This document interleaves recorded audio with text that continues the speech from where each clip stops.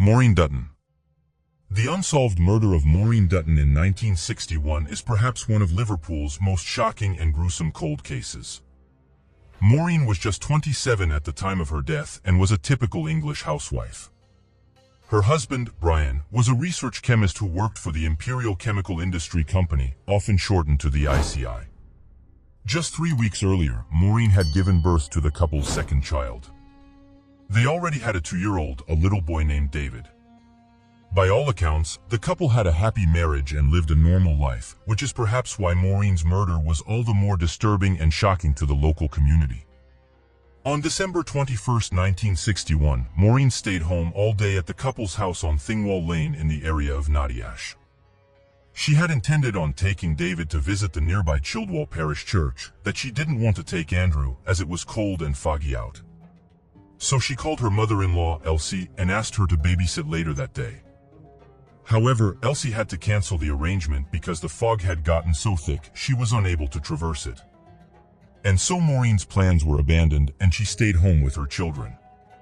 She was last known to be alive at around 1:30 p.m. that afternoon. Just after 6 p.m., Brian returned home from work and was immediately suspicious when he was greeted with both darkness and silence. With 2 young children, the house was never quiet. Maureen was always bustling about, carrying out household tasks while caring for her 2 young boys. Brian's suspicions grew when he saw the family's half-eaten lunch still on the kitchen table. He moved through to the living room, and it was there he found his family. In the middle of the room was Maureen. She'd been stabbed 14 times in the chest, throat, and back. It is widely believed that David, who was sitting nearby, dazed and gazing at his mother, witnessed the crime. Andrew was in his crib nearby. The children were thought to have been alone for the best part of 6 hours. Investigators at the Old Swan police station immediately launched an inquiry into the horrific slaying of the mother of 2. They believed a long-bladed knife was the murder weapon, and searched nearby bushes and shrubs for any sign of the object. They even searched drains on the streets, but turned up nothing. There was no obvious forensic evidence available. Maureen had not been sexually assaulted, and there was no signs of forced entry, nor had anything been taken from the home, all of which made it difficult for authorities to pinpoint the motive. After carrying out door-to-door inquiries, police discovered that nobody had been seen coming or going from the home, and nobody had heard screaming or a struggle. Then a young woman came forward with an interesting story. After seeing the newspaper report of Maureen's death, the young woman who lived in nearby Halewood told authorities that she had been visited by a young man who claimed to be a doctor. Like Maureen, the young woman had recently given birth. She assumed that the doctor had been sent to check on her as part of her postnatal care, but this was not the case. After her husband returned from work, she told him that the doctor had indecently assaulted her, which prompted her husband to make inquiries about the so-called doctor. He was told that there was no doctor operating in the area at that time. The man was described as being between the ages of 27 and 30, wearing horn-rimmed glasses and a dark gray overcoat. On the back of this information, police theorized that Maureen had let the killer into her home under the belief that he was some kind of professional, like a doctor or a nurse. Perhaps the 27-year-old had fought back when he tried to sexually assault her, and the culprit flew into a rage and attacked her with the knife. Another strange possible suspect in the case was that of the, quote, good-looking stranger. This man was described as being rather young and wearing a leather jacket. He was seen several times in the vicinity of the street on the day of the crime. Witnesses saw him running very fast down the road that afternoon, and not long afterwards, he was seen being violently sick outside of the Courthay Methodist Church. One onlooker noted that the man kept his hands in his pocket the entire time he was vomiting, which they thought was very peculiar. One woman claimed they'd seen the man on the day of the incident. He had knocked on her door and stood before her clapping his hands. Frightened, the woman slammed the door on him and locked it. By January 17th, the police had gathered over 20,000 statements. With the help of witnesses, they put together a composite image of what they thought the man might have looked like. The Liverpool Echo featured the picture on the front of their paper, and within the first 24 hours of it being published, 60 people contacted authorities with information. However, the names that were given to the police were steadily eliminated, and the man in the leather jacket was never identified. The next suspect in the case was a young blonde woman who was seen acting suspiciously when she boarded a bus close to the crime scene. This unidentified woman boarded the number 10D bus on East Prescott Road. She reportedly had an Irish accent and muttered about how she needed to leave the city immediately. Upon exiting the bus, she repeatedly said, "Oh my God, the woman has never been traced and never come forward." The most bizarre theory to ever be explored in Maureen's case was done so by investigators acting under the orders of Deputy Chief Constable of Liverpool, a man named Herbert Barmer. He theorized that the 27-year-old housewife had been executed in a sacrificial killing by a Polynesian cult. Several of the cult's followers lived in Liverpool, and it was believed that they were making sacrifices to their god Tiki during the winter solstice, the time period in which Maureen was slain. The members were also known to have a tattoo of a reversed swastika. Whether this theory holds any weight at all is unknown, but it is what the deputy chief constable believed. Eventually, authorities landed on a suspect by following this theory. A 24-year-old nurse living in Upper Parliament Street was arrested and charged for stealing equipment and drugs from 3 Liverpool hospitals in 1962. He reportedly pretended to be a doctor and had the reversed swastika tattoo. However, the man was subsequently ruled out as being involved with the murder of Maureen, and the entire theory was abandoned. Authorities regularly review the files and evidence in Maureen's case and made a fresh appeal for information as recently as 2016. Despite authorities uncovering numerous compelling suspects, Maureen's case remains unsolved. If the culprit is still alive today, it's likely they are at least in their 70s, meaning it is unlikely authorities will be able to bring them to justice. Lynn Bryant. At the time of her passing in 1998, Lynn Bryant was a mother of 2 who'd been planning her 41st birthday celebrations. Although her case received tremendous amounts of media attention at the time, it has all but disappeared from the minds of the public today. Described by her loved ones as popular, sociable, and family-oriented, Lynn was well-liked and well-known by locals in the village where she lived, Ruan High Lanes in South Cornwall. She had 2 daughters, 19-year-old Erin and 21-year-old Lee, who just had her own first child. The 10-month-old baby was Lynn's first grandchild, and she was looking forward to seeing her family continue to grow in the future. On the morning of Tuesday, October 20th, 1998, Lynn went to work as usual. She was a cleaner for a nearby house. Upon finishing, the 40-year-old dropped in to visit her parents before returning home. At around 12:45 p.m., Lynn drove her gray Ford Sierra to Harris Garage at the village of Tregony, but she found out they were out of fuel. Next, she drove to Chenoweth Garage at Ruang High Lanes, where she bought milk, gas, and a few groceries. While there, a scruffy white car-derived van was seen entering the forecourt. It was driven by an unknown bearded man. Law enforcement later noted that a similar vehicle had been seen in the days before Lynn's death, but both it and the driver were unknown to locals in the area. After visiting the garage, Lynn had lunch with her daughter Erin. The pair chatted about Lynn's upcoming birthday and watched Emmerdale between 1 and 1:30 p.m. Just after 1:30, the 40-year-old took the family dog, a lurcher named Jay, out for a walk. Her family told authorities that Lynn always took the same route. Several witnesses reported seeing her on her way and told law enforcement later that nothing seemed amiss. A passing motorist saw Lynn talking to a man at the junction by Ruan High Lanes Methodist Chapel. The man is described as being clean-shaven in his 30s, about 5'9", and wearing light-colored clothing. This is the last known sighting of Lynn alive. At 12:30 p.m., Lynn's body was found by a woman driving up the lane between the chapel and Travails Manor. Panicked, the woman reversed her car back down the road and alerted a local farmer who recognized the body. While emergency services were called, by the time the air ambulance arrived at 2:50 p.m., Lynn was long dead. She had sustained multiple knife wounds to her neck and back, with the fatal blow striking her in the chest.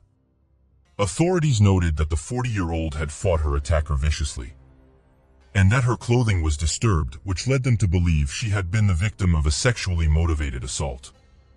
Law enforcement determined that the murder weapon was a single-edged blade between 10 and 14 centimeters long.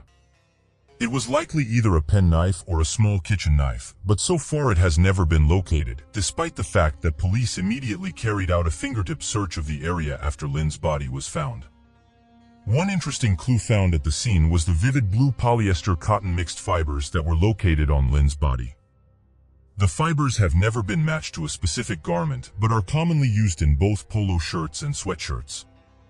They are alien to Lynn and her home, leading investigators to conclude that they must have come from the perpetrator. Authorities also stated that due to the struggle and the mud splatter found on the 40-year-old's clothing, they believe the culprit would have mud and blood on their clothing. Another local farmer told the police that he'd seen a man walking across his field between 2:45 and 3 p.m. This was unusual to him because there was no footpath across the area and it was never used by walkers. He noted that the man wasn't dressed for a walk or a hike either, wearing regular, everyday clothing instead. Another bizarre incident that occurred in Lynn's case was that of her tortoiseshell glasses, which she had been wearing when she left the house earlier, but were not found on or with her body. They also did not turn up when the police searched the area. 4 months later, however, on February 2nd of 1999, the glasses were located, sitting on top of the murder at the gateway where the mother of two's body was found. Authorities have been unable to determine where they came from, suspecting that either a member of the public found them or that the perpetrator of the crime had taken them as a trophy and for some reason returned them afterwards. The investigation into Lynn's horrific murder was long. 3,144 house-to-house inquiry forms were completed. 1,600 alibis were established. 7,884 statements were taken, and 6,573 vehicles were traced and eliminated. All men between the ages of 14 and 70 who were living in a 1-mile radius of the crime scene were traced and their alibis checked and corroborated. Due to the remote location of the crime scene, authorities concluded that the culprit was either a local to the area or knew it well. Perhaps they worked nearby or had family who lived in the community. In 2015, investigators who were reviewing the case managed to pull a partial DNA profile from the evidence. Although DNA samples had been taken in 1998, authorities had to begin the process all over again with some 6,000 people in 2016. This was because new legislation, which had come into effect 3 years earlier, had compelled law enforcement to destroy the old samples. So far, however, these efforts have not led to an arrest or a conviction, although 3 suspects were cleared using the DNA profile. In 2018, on the 20th anniversary of Lynn's death, authorities put out a fresh appeal for information, which led them to receive 160 calls. 27 new leads involving 13 people came as a result. That same year, a reconstruction of the 40-year-old's last known movements was made and released to the public. The 3 men police wish to speak to have never come forward or been identified. These men include the man seen driving the white car-derived van, the man who spoke with Lynn at the chapel, and the man who was witnessed walking across the field. It's unknown if any of them have anything to do with the crime. In 2016, a former intelligence officer named Chris Clark put forward the theory that Lynn's case is linked with that of Helen Fleet and Kate Bushill, both of whom were murdered while dog walking. Kate Bushill was just 14 years old when she was found dead in Exwick, Exeter on November 15, 1997. She had been out walking the neighbor's dog when she was found. She had a knife wound to the neck. Helen Fleet was 66 years old when she was beaten to death while walking her dogs on March 28 of 1987 in Walbury Woods in Weston-super-Mare. Both cases have never been solved and law enforcement has never officially linked the 3 murders. Lynn Bryant's case also remains unsolved. Amy Ayres, Sarah Harbison, Jennifer Harbison, and Eliza Thomas. All heartfelt, nature-loving teenagers were wonderful and immeasurable young girls from Austin, Texas. Their undying friendship and shared passion for all living things was cut short by unsolved murders in the waning hours of December 6, 1991, leaving all who knew them across the Texas Capitol and the entire state at large grasping for answers in a sea of evidence that drowned us all in doubt. As a hope to provide more substantial reasoning built upon observable evidence and situational analysis, this is an examination of the 1991 Austin yogurt shop murders and the horrifying tragedy left in the I Can't Believe It's Yogurt storeroom. The youngest of the four girls was Amy Ayers. Born on the final day of January in the winter of 1978. She was quickly introduced into the ranching culture and cowgirl lifestyle that the open plains of Texas can inspire. From a young age, she became obsessed with the outdoors and all that Mother Nature had to offer, finding a special affinity for animals and associating with them in her free time. Her two major interests were fishing and horses, falling in love with competition shows. As young as 3 years old, Amy excelled in horse shows across the state of Texas. She even learned the art of cutting horses, in which a horse and its rider attempt to separate a cow from its herd and keep it singled out. It was a fine equestrian skill to master, let alone for a young girl. In short, Amy was born to be a horse whisperer. These deep-rooted passions carried on into her adolescent years as well. When she wasn't hanging around the horse barn, she was training her dogs new tricks or making friends with strangers' pets, withholding the uncanny ability to attract animals on the fly, as if her energy and spirit made them draw near. She took this spirit wherever she went, whether it was to the rodeo to support her brother, Sean, or to her meetings with the fellow yearbook staff at Burnett Middle School. After classes ended, Amy would venture to Lanier High School's Junior Future Farmers of America, where she served as vice president, or to the Travis County Livestock Show, where she would show hogs and join arts and crafts programs. It was all prep for her master plan, as Amy dreamt of one day owning horses on open farmland while tending to animals as a veterinarian. With so much natural talents, we can be sure that these dreams would have materialized had it not been for that fateful final journey to the yogurt shop with a friend in late 1991. The next youngest victim, Amy Ayers, a aforementioned best friend, was 15-year-old Sarah Harbison. Born on October 28, 1976, Sarah was the younger of two daughters belonging to stepfather Frank and birth mother, Barbara Harbison. In 1979, Barbara and her daughters moved to Austin, and Sarah never looked back. Much like her future best friend, Amy, Sarah displayed a love for outdoor activities and wielded a competitive spirit at an early age. She loved playing sports, especially basketball. She just loved being a part of something and forcing herself to be better at whatever she set her mind on. Sarah never slowed down either, taking on as many activities as she could. Alongside basketball, Sarah also joined the cheerleading squad and would cheer directly after her own basketball game, supporting the boys' teams too. When she got into high school, she also excelled on the freshman volleyball squad too. This hectic lifestyle didn't bother Mr. and Mrs. Harbison though, as they pushed Sarah to achieve greatness and follow her passions. Thus, Sarah joined other organizations at school, such as the Lanier FFA chapter, and became a representative on her high school student council. But her very favorite extracurricular activity, showing sheep at local county fair competitions, was shared with her older sister, Jennifer, another victim of the yogurt shop mystery. Jennifer Harbison, the eldest child of Barbara Harbison, was born on May 9, 1974, 2.5 years prior to Sarah. She, her mother, and her sister had an inseparable bond growing up. In 1980, Barbara married Frank, and the family of three grew to four, cemented with true happiness and consistent support. Through this support, Jennifer was much like her younger sister in that she was encouraged to live up to her imaginations.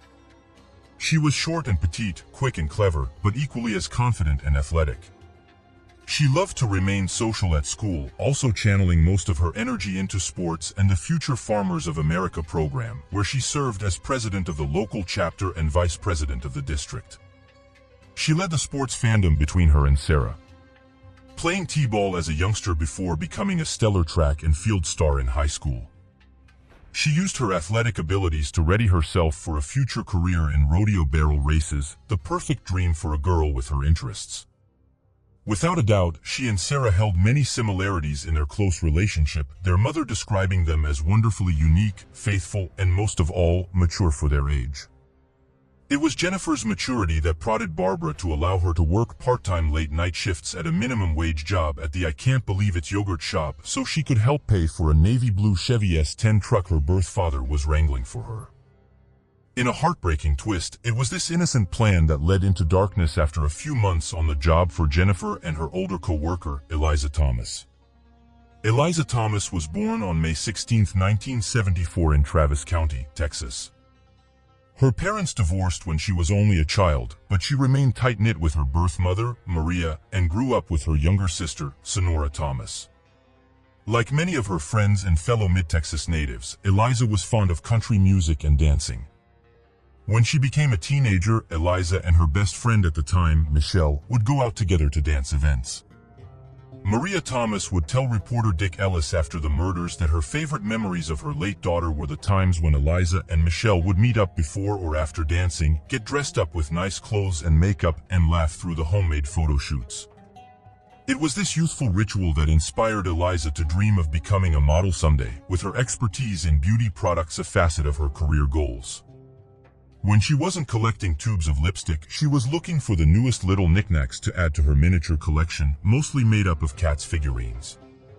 Much like her friends, Jennifer, Sarah, and Amy, she too loved animals and the Future Farmers of America program.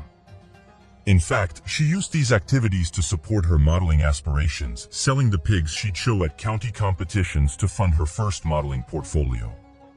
It was also a big reason why she also got a job as the night shift closer at the local yogurt shop. And sadly, why she passed away far too soon, along with the 3 other innocent girls of Austin, Texas in December of 1991. Let's now turn to the timeline of events leading up to the Austin yogurt shop murders. At around 4:30 p.m. on Friday, December 6, 1991, Barbara Harbison returns home from work to find her youngest daughter, Sarah Harbison, sitting on the couch, eating a snack. Sarah informs her mother that she's going out that night with her friend, Amy Ayers, and asks if Amy can spend the night with them. Barbara agrees and tells Sarah she and Amy can get a ride from her eldest daughter, Jennifer Harbison, to a mall near Jennifer's work and then a ride home after her shift ends. A few minutes later, Jennifer returns home from school to prep for work. Her mother and sister tell her of their plan, and she happily agrees. Sometime after 5 p.m., Jennifer and Sarah depart the Harbison household for the Austin shopping complex, the last time Barbara sees her children. Jennifer drops off Sarah and Amy at the mall and clocks in for the closing shift at the I Can't Believe It's yogurt shop at 2949 W. Anderson Lane with her co-worker, Eliza Thomas. Over the next 4 hours or so, the night shift at the yogurt shop operates as usual. At around 10 p.m., customers at the store report seeing all the girls inside, happy and acting normally. This would be the last confirmed time that Eliza, Jennifer, Sarah, and Amy are seen alive. Sometime within the next hour and 47 minutes, assumed to be around 11 p.m., the 4 friends are entrapped at the yogurt store by multiple assailants. The offenders gag, sexually assault, and eventually murder the girls in cold blood via gunshots to the head with .22 caliber lead bullets. They stack the bodies in the shop's storeroom, pour accelerants around the crime scene, light it all on fire, and escape into the thick of night. At exactly 11:47 p.m., the same night, Austin police officer Troy Gay patrols the Anderson Line, North Austin area. He spots a fire burning at the I Can't Believe It's yogurt shop and calls it into his dispatcher. Austin police backup arrive on the scene, and just after midnight on Saturday, December 7th, authorities discover the dead bodies of Eliza, Jennifer, Sarah, and Amy. Eliza and Sarah are found with their wrists tied, with Jennifer's unbound, but her hands positioned behind her back. Their corpses are nude and charred almost beyond recognition. Amy's body is found in another section of the store, a sock-like cloth tied around her neck, with second-degree burns on about 30% of her body. It's theorized the bodies were stacked on top of each other, with Amy escaping the pile and crawling away before being shot once more. All the girls are presumed to have died before being burned. A few days later, on Monday, December 9th, law enforcement confirms reports that there were multiple people involved in the robbery-turned-homicide, and there were no signs of forced entry, and that the items used to tie up the 4 girls were all found in the store that night. The following day on Tuesday, December 10th, the city of Austin, Texas grieves with the various parents over the loss of their 4 children. A funeral is held and it is attended by over 1,500 citizens. On Thursday, December 12th, State District Judge John Wisser sealed the autopsy reports to sustain the evidence's confidentiality and protect the investigation. At North Cross Mall on Saturday, December 14th, a man by the name of Maurice Pierce is arrested for possession of a .22 caliber gun and bullets. Austin Police Detective Hector Polanco brings him into question in regards to the yogurt shop murders. And Pierce eventually tells the detective that his friend, Forrest Wellborn, used a .22 gun in the 4 girls' murders. Despite this development, police report that they have few leads on December 23rd. After a false confession by an anonymous teenage girl and her boyfriend are proven untrue. To make matters worse, the Maurice Pierce tip is buried in case files after the interrogating officer, Detective Polanco, is removed from the investigation due to his dirty past in coercing false confessions from suspects on March 23, 1992. 7 months later, in October 1992, the next best lead evaporates when Pavirio Villa Saavedra, a suspect that Mexican police say confessed to his involvement, recants his testimony, telling American authorities that Mexican federal agents tortured him into coercion. Over the next 3 to 4 years, leads pour into the Austin police departments, but no arrests are made, and the yogurt shop murders quickly begin to devolve into a tragic, cold case. However, sometime at the end of 1996 or the beginning of 1997, APD Detective Paul Johnson is newly assigned to tackle the murders and pulls the old Maurice Pierce tip case file for closer inspection. The testimony isn't acted upon until early 1999 when forensic officers test Pierce's .22 caliber gun against the crime scene evidence. They find it does not match the weapon used at the yogurt shop. Nevertheless, police bring in one of Maurice Pierce's alleged cohorts, Michael Scott, multiple times between September 9th and 14th, 1999. After over 20 hours of intense interrogations, Scott confesses to playing a role in the murders. On September 15th, Austin police travel to Charleston, West Virginia, where they interview another alleged cohort, Robert Burns Springsteen IV. Springsteen is interrogated under scrutiny for 5 hours, before admitting to raping Amy Ayers and helping kill the others. A couple of weeks later, on October 5, 1999, Austin Judge Mike Lynch signed the arrest warrants for Scott, Springsteen, Maurice Pierce, and Forrest Wellborn. They are officially arrested the following day, on October 6, for capital murder. Later that year, on December 1st, police collect the 4 suspects' blood and DNA samples for crime scene analysis. 8 days later, on December 9th, another judge rules Pierce and Wellborn will be tried as adults, despite being just 15 and 16. On December 14th, Robert Springsteen is indicted by a grand jury, followed by Michael Scott and Maurice Pierce on December 28th. District Attorney Ronnie Earl says he will seek the death penalty for both Springsteen and Scott. In another twist though, a different judge dismisses the capital murder charge against Forrest Wellborn on June 30, 2000, after a second jury fails to indict him. Despite the lack of physical evidence against him, prosecutors continue with their case against Robert Springsteen in April of 2001. At the conclusion of the trial, the jury finds Springsteen guilty of murder.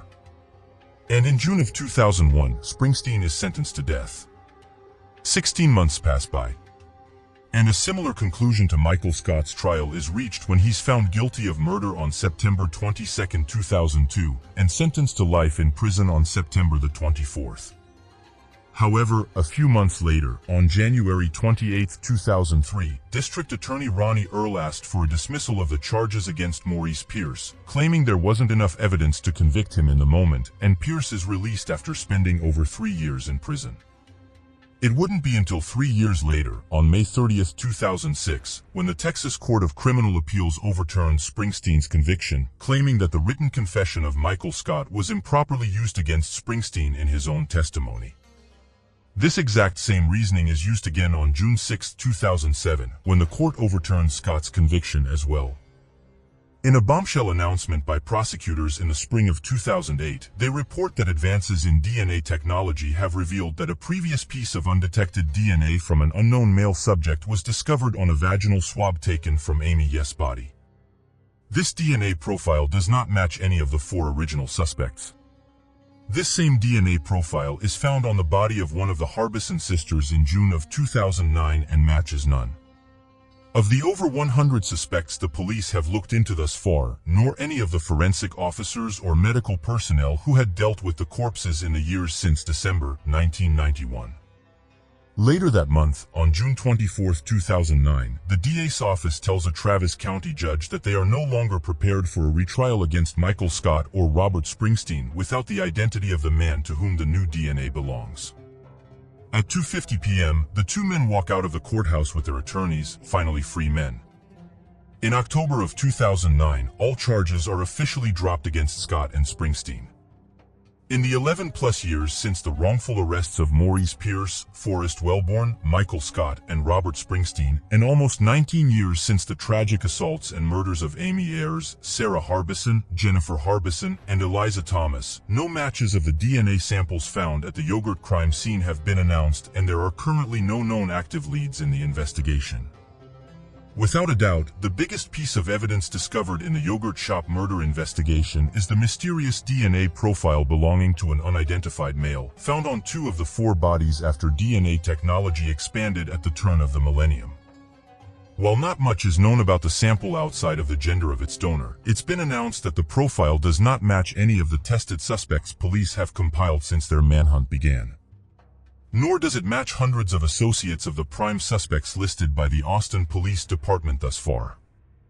Technicians have been ruled out, fellow law enforcement officers have been ruled out, the first responders have been ruled out. This means the DNA most certainly belongs to one of the men responsible for these harrowing acts of rape and murder. As we await the results of further testing and for a match to be uncovered, another set of points to the case are critical in understanding how hurtful the authorities were in their brutal mishandling of suspects early on and how the deception of the police may have derailed the entire investigation through their despicable use of coercion and eliciting false confessions. Had Detective Hector Polanco not intimidated Maurice Pierce into claiming his .22 caliber gun was the one used in the homicides by his friend, Forrest Wellborn, investigators would never have followed up this false lead and would never have arrested 2 innocent men along with their supposed cohorts, Michael Scott and Robert Springsteen. Instead, they could have focused their time, money, and energies into finding a viable suspect. Police and prosecutors alike knew the 4 men had no physical connection to the yogurt shop, as well as having the knowledge that Pierce's gun wasn't the murder weapon. So to cover up their ineptitude, they turned to the bad cop routine. It is a tale we have seen far too often. If you want a better idea of how detectives coerced false confessions from 4 young boys, hampering the search for true justice and destroying 4 more innocent lives in the process, you can listen to clips of these coerced confessions by following the link in the show notes. You'll hear audio clips from the elongated interrogations, full of persuasive tactics utilized by cops who want pleas of guilt to spill out of the tired minds of innocent people. Mike, look at me. You're remembering what happened this city room time there, right? I don't. You're remembering what happened. I don't honestly remember going in the toilet. Imagine being an underage boy brought in by police officers for a crime you didn't commit. Cornered in a windowless, low-lit room by men twice your size, demanding you say what they want to hear, bullying images into your malleable minds, forcing false memories upon you. Is that the gun you walked up behind somebody with and shot in the head? Not only that, but the officers used each man's false confession against the other, tricking them into believing that their friend was right, and to deny it would be to deny the other's seemingly true story. It's a crippling, debilitating sensation and one that took precious years away from a proper investigation into finding the real killers. The Austin Police Department and Travis County Prosecutor's Office should be ashamed to the highest degree and must take the blame. Their rush to create answers where there obviously were none cost the victims' families the justice they deserved.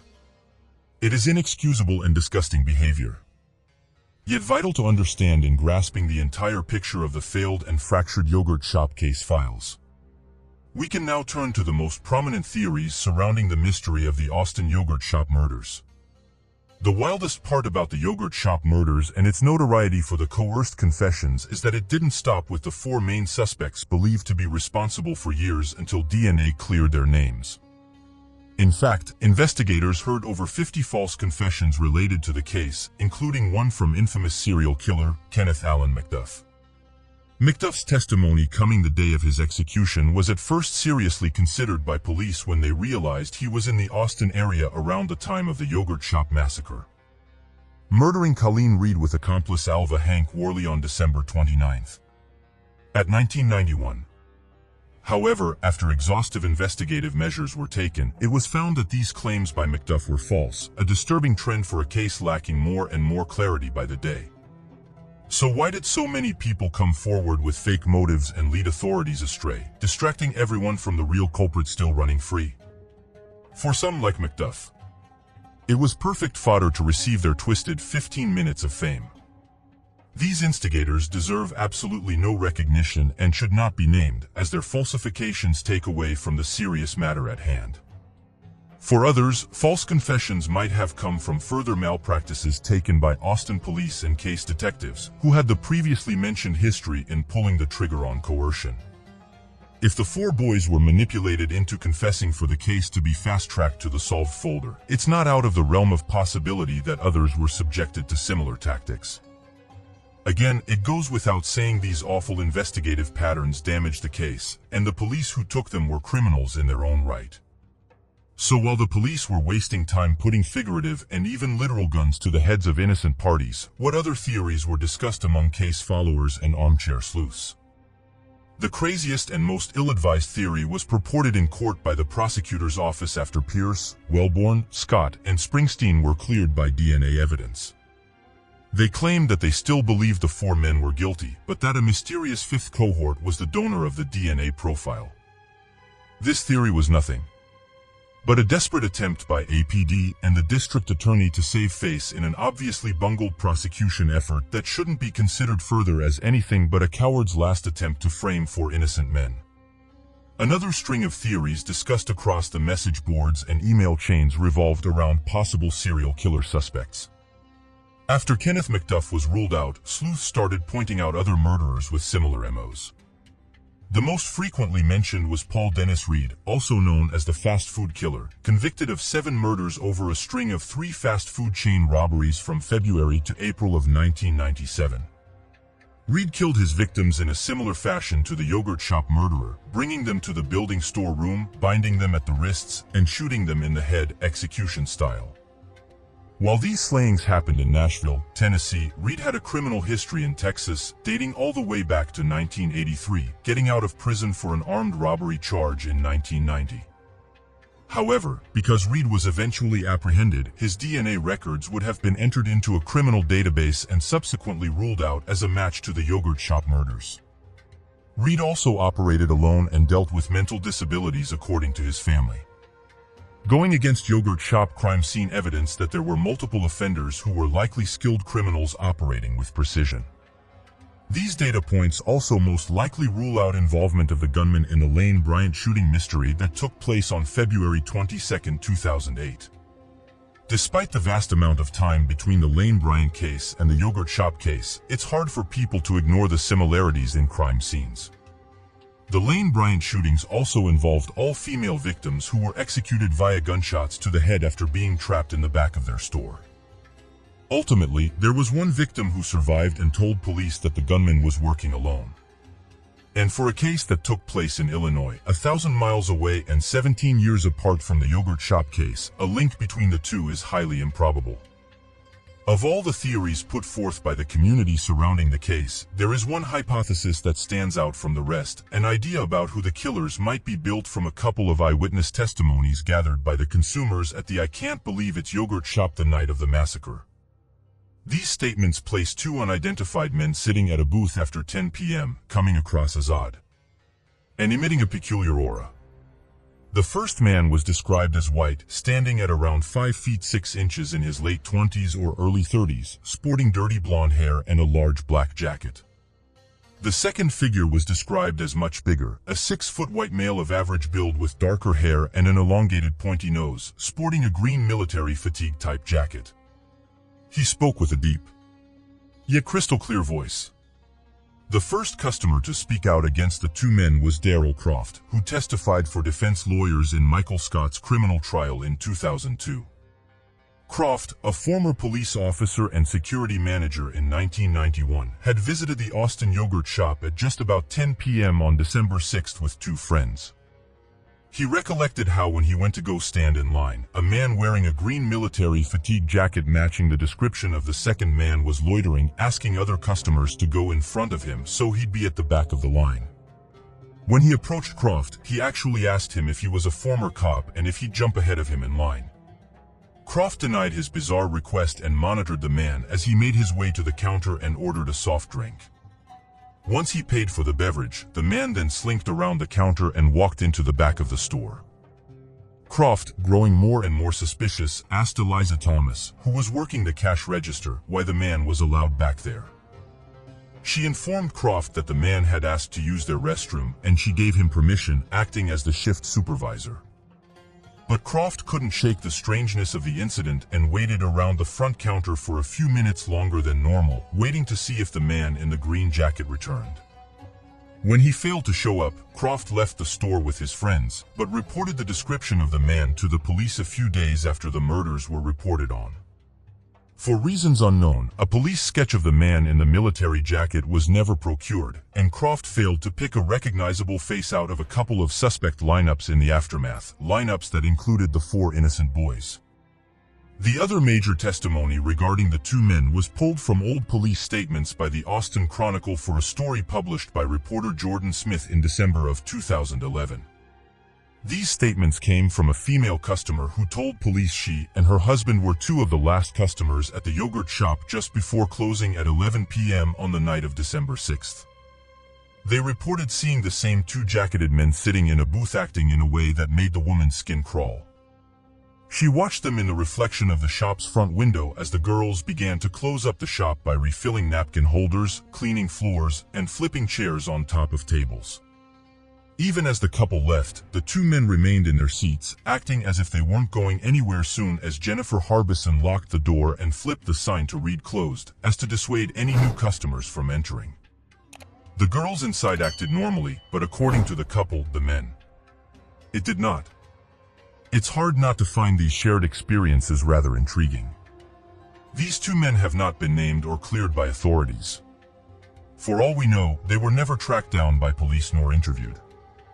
Law enforcement has stated that they are interested in speaking to the two men, but as witnesses rather than suspects. However, considering their uncomfortable vibes and peculiar behavior, those who consider them suspects have good reason to do so. In one of the crime scene photographs taken the morning after the murders, you can see a booth in the background of the dining area that has an empty napkin dispenser and cleared tabletop.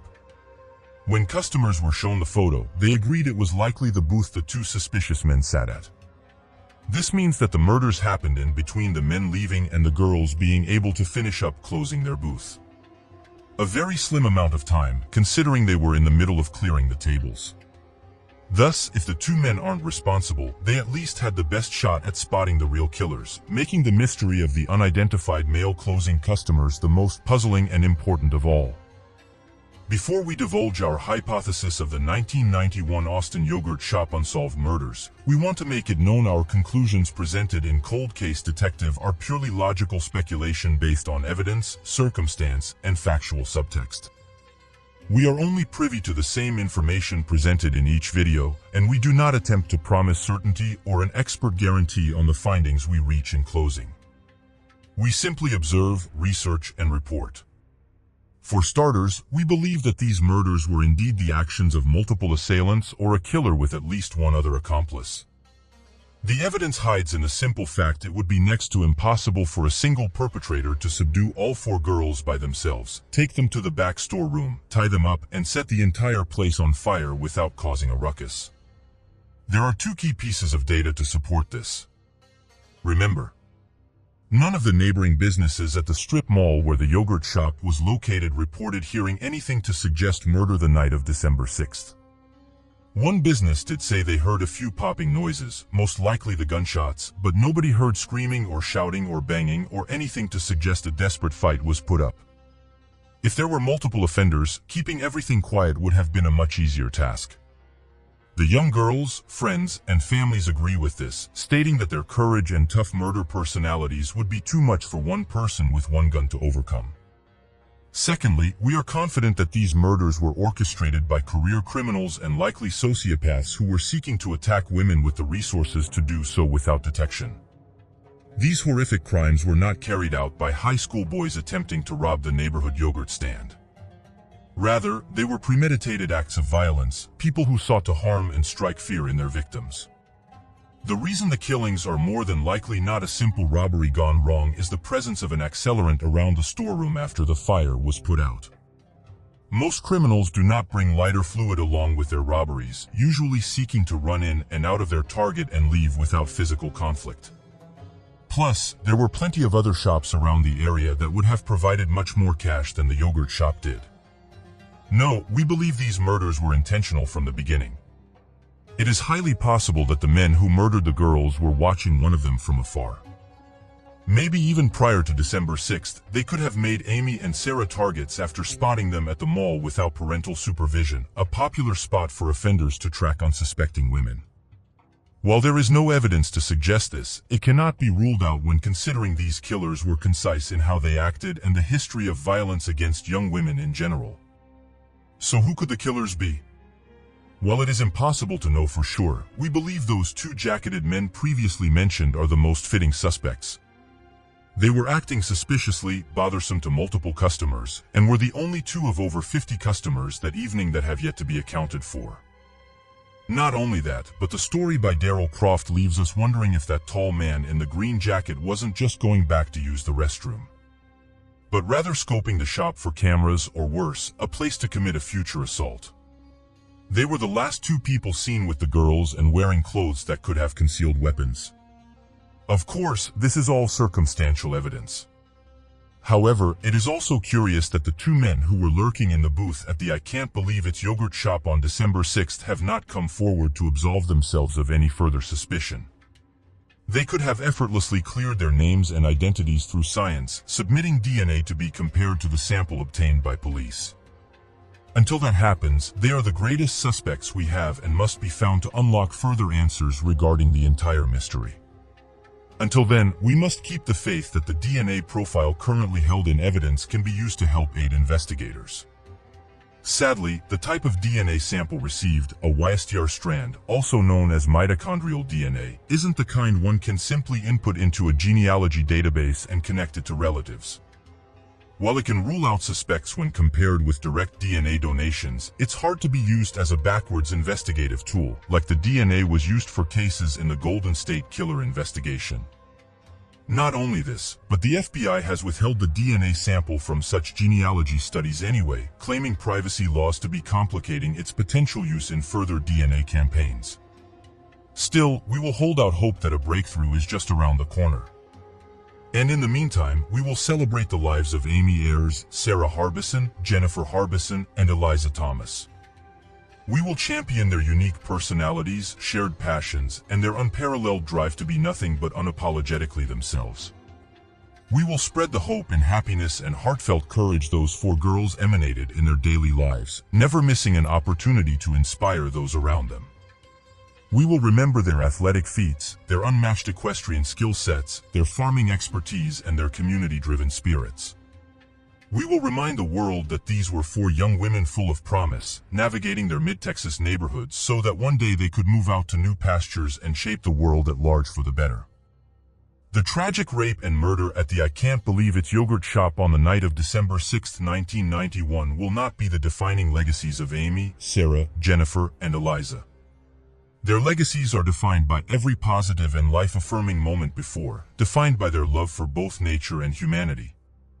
This is a type of love that is not burned or broken, no matter the circumstances of their final moments. It is the reason their memory will never perish as we continue a search for their justice into the infinite night. Khadija Britton. Born April 22nd of 1994, Khadija Rose Britton was described by her loved ones as a bright and athletic teenager who was sure to go far in life. A member of the Round Valley Indian tribes of the Round Valley Reservation, Khadija grew up in Covillo, California, and was an accomplished student who was also the star of her high school basketball team. Her friends and classmates noted that she was popular and confident, with a strong sense of humor. Everyone was certain that as a young woman, she would break away from her hometown and go to college. But Khadija had that opportunity robbed of her in the early months of 2018. It was the night of February 7, 2018 that Khadija was last seen alive. 3 days passed before her family filed a missing person report after hearing nothing from her. It's not that her family were unconcerned. It was more that in the last few years, Khadija had begun to live an increasingly unpredictable lifestyle. Instead of leaving to go to community college after graduating high school in 2012, she began to fall in with the wrong crowd. It wasn't long before she'd become involved in abusing drugs. Her community was known to be suffering from both drug and alcohol issues. Through her substance abuse, Khadija got to know a man named Niji Tony Fallis IV, who was around 14 years her senior. Although she didn't know it right away, Fallis was bad news. He'd had far more than his fair share of brushes with the law and had been charged with numerous offenses, ranging from manufacturing meth to endangering the health of a child to domestic violence. He'd even had his children taken from his custody after keeping them in filthy, squalid conditions. However, he appeared to father more children after his stint in prison in San Joaquin County because shortly after he met Khadija, she was in charge of his children. She would do their laundry, cook their meals, and collect them from school. While friends and family were unimpressed by Khadija's choice of boyfriends, their complaints and concerns fell on deaf ears. On January 30, 2018, a hysterical, bleeding, and bruised Khadija turned up on the doorstep of the house belonging to her father, stepmother, and their children. She told the couple about how Fallis had beaten her with his fists before picking up a hammer. The next day, working with the tribe's domestic violence center, Khadija filed a restraining order against her boyfriend. She was also given money to replace the possessions she'd left behind at his home, including her clothes and phone. Ultimately, however, Fallis managed to dissuade or force the 23-year-old not to follow through with the charges against him. This is thought to have been because, given his criminal history, Fallis would have spent considerable time in jail had the charges been successful. However, that was not the end. After Khadija was reported missing on February 10, 2018, a witness came forward to police with a horrific story. On the night of her disappearance, Khadija was known to have been visiting a friend in the 23,000 block of Airport Road. The witness claimed that around midnight, Fallis, accompanied by his new girlfriend, a woman named Antonia, turned up at the house in a black Mercedes. Armed with a small pistol, Fallis went to the door of the house and demanded that Khadija come out and speak with him. After this, a physical altercation ensued, and Fallis began to chase his ex-girlfriend around the car, which was being driven by Antonia. Fallis managed to hit Khadija and shove her into the car, and the three drove off together. The 23-year-old was never seen since. 10 days later, in mid-February, Fallis was charged with multiple offenses in connection with the disappearance of Khadija, including assault, kidnapping, first-degree burglary, threats to commit a crime resulting in death or great bodily injury, attempted murder, and for being a felon in possession of a firearm and ammunition. However, Fallis pled not guilty and refused to cooperate with detectives who were investigating the vanishing of his ex-girlfriend. Several months later, in June of 2018, the police were forced to drop most of the charges due to a lack of evidence. Fallis' bail was reduced and he was released shortly afterwards, although he still faced the gun and ammunition possession charges. In August, Antonia was arrested for suspicion of harboring or concealing a wanted felon. A few months later, in October, Fallis pled no contest to the firearm charges, while his girlfriend pled no contest to being an accessory to a felony. Fallis, who was 37 at the time, was sentenced to 4 years in prison, while Antonia was sentenced to 18 months in prison and 18 months under supervision.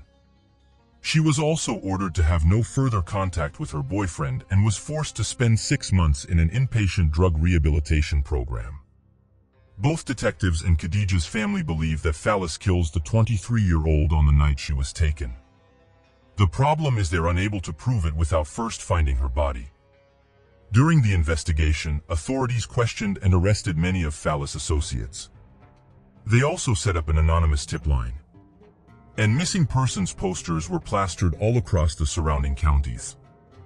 Meanwhile, friends and family did their best to raise awareness for Khadija's case on social media, including setting up a Facebook group. In 2019, a pond in Mendocino County was drained when cadaver dogs indicated that something was buried there. However, no human remains were found. Lieutenant Shannon Barney of the Mendocino County Sheriff's Office, who was also a member of the reservation, said in a 2018 article that he believed somebody knew what happened and where Khadija was, but they were keeping quiet, telling the press Democrats, quote, "Throughout the ages, tribal people have closed down, among their own, within their own little tribal system, for protection. That's part of the culture. We know there are people who know more than they're telling us, but we have not been able to break through that tribalism." In 2018, a $50,000 reward was made available. That reward was doubled in 2020 with the help of the FBI, who have been assisting in the investigation. Khadija's family continued to look for answers. In March of 2018, her father, Jerry, and one of her brothers searched for her in the snowy landscape of the Mendocino National Forest after receiving a tip. When their SUV got stuck, the pair continued on foot, but their efforts proved fruitless. Abandoned buildings and chicken coops have been investigated by Jerry, who takes a shovel when he goes out with him, so he can check out any shallow graves. Although the perpetrator in this case seems obvious, the family have still not received closure or justice.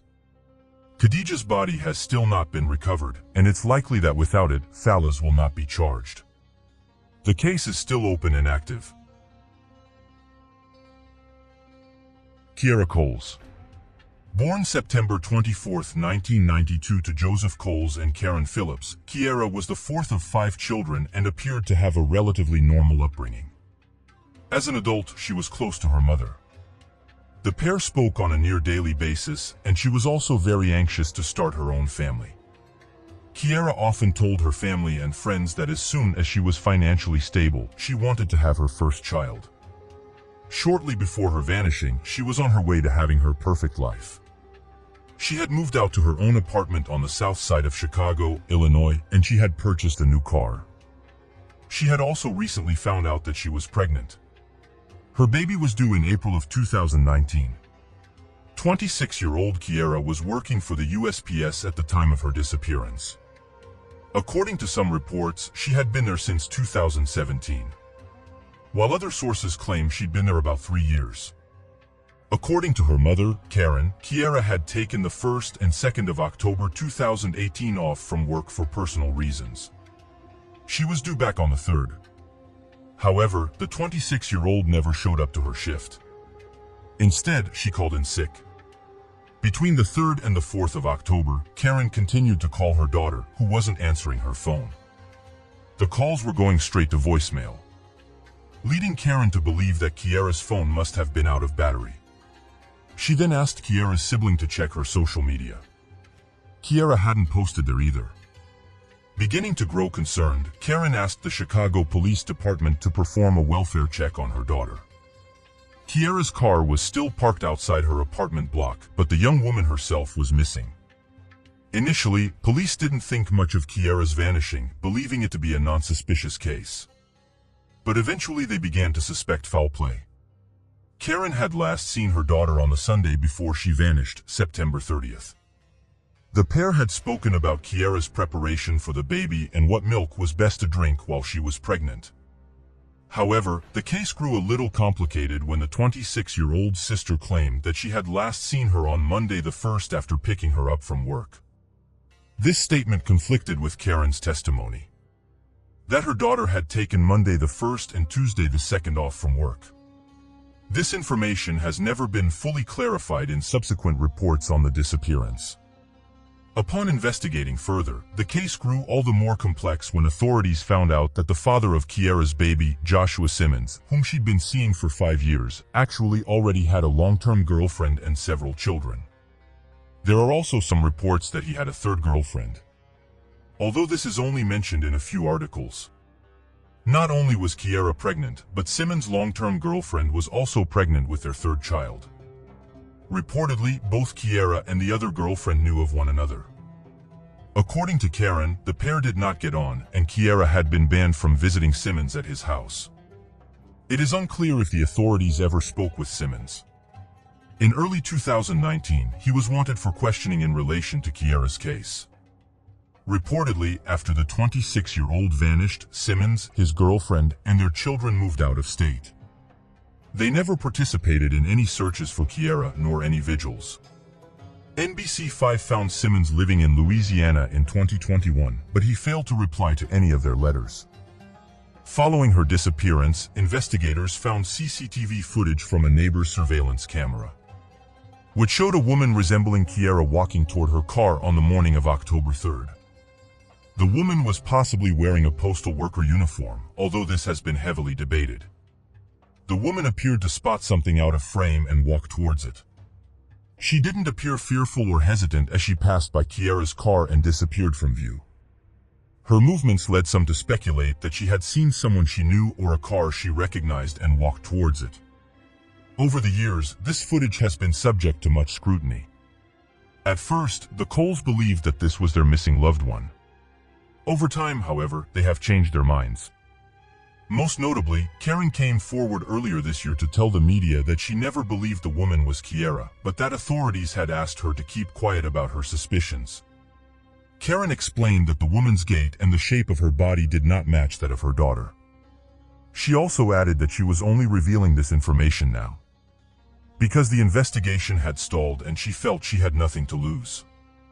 The USPS, for their part, also does not believe that the woman in the footage is Kiera, but another postal worker who was on that route that day. In February of 2021, Karen also revealed that another neighbor had come forward with CCTV footage from the night of October 2nd. The video showed Kiera and Simmons leaving her apartment in separate vehicles. Investigators told the media that they had also recovered surveillance images of the 26-year-old withdrawing $400 from her bank accounts before handing it over to Simmons. It's unclear if Kiera's bank account has been used in the years since she vanished. After Kiera disappeared, her phone, bag and lunchbox were recovered from her car. Meanwhile, her keys and purse were found in her apartment.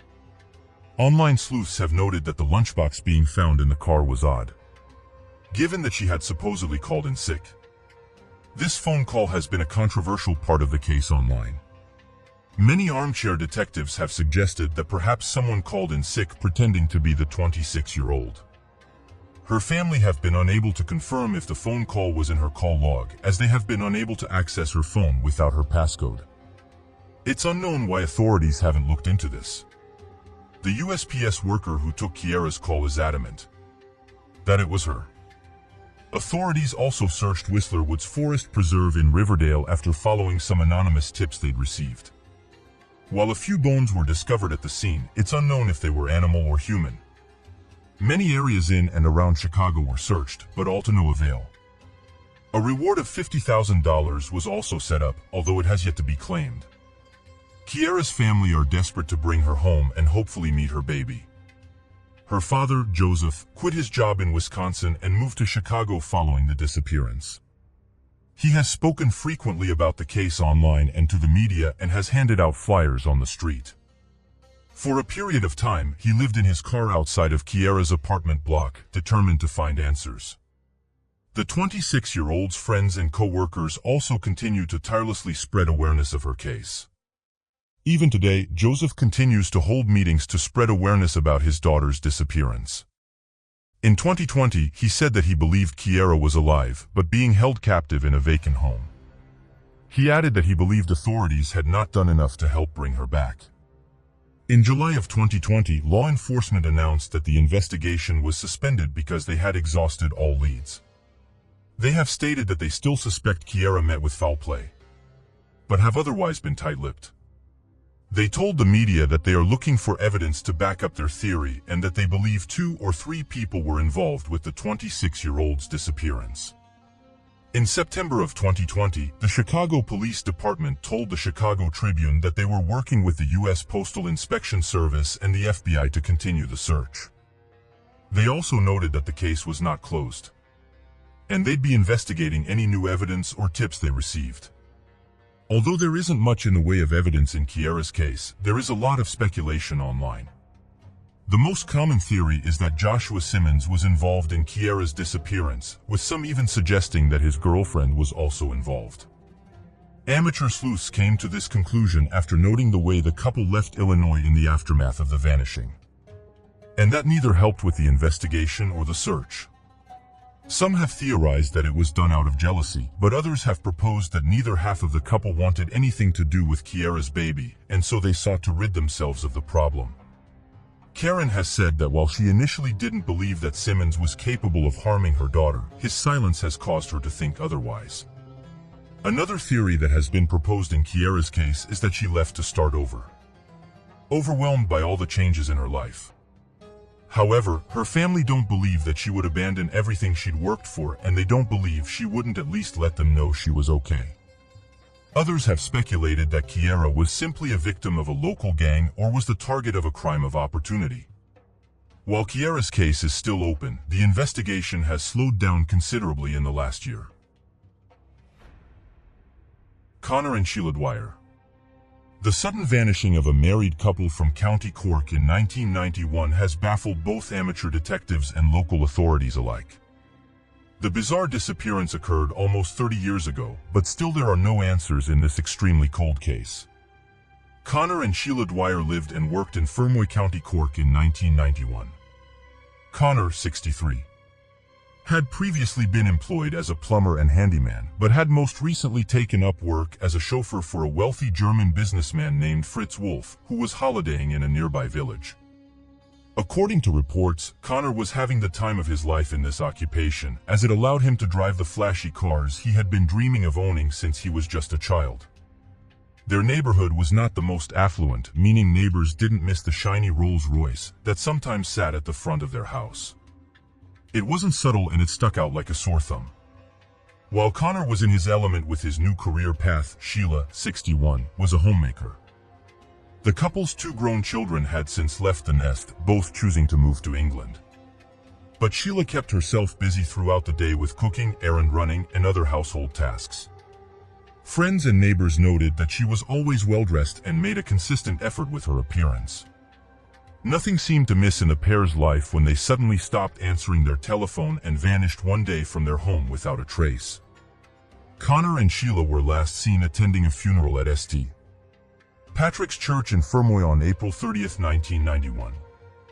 The church was just 100 meters from the couple's Chapel Hill home, and they made it back safely. That evening, Sheila spoke with one of her sisters on the phone. It is unclear when exactly the Dwyers vanished.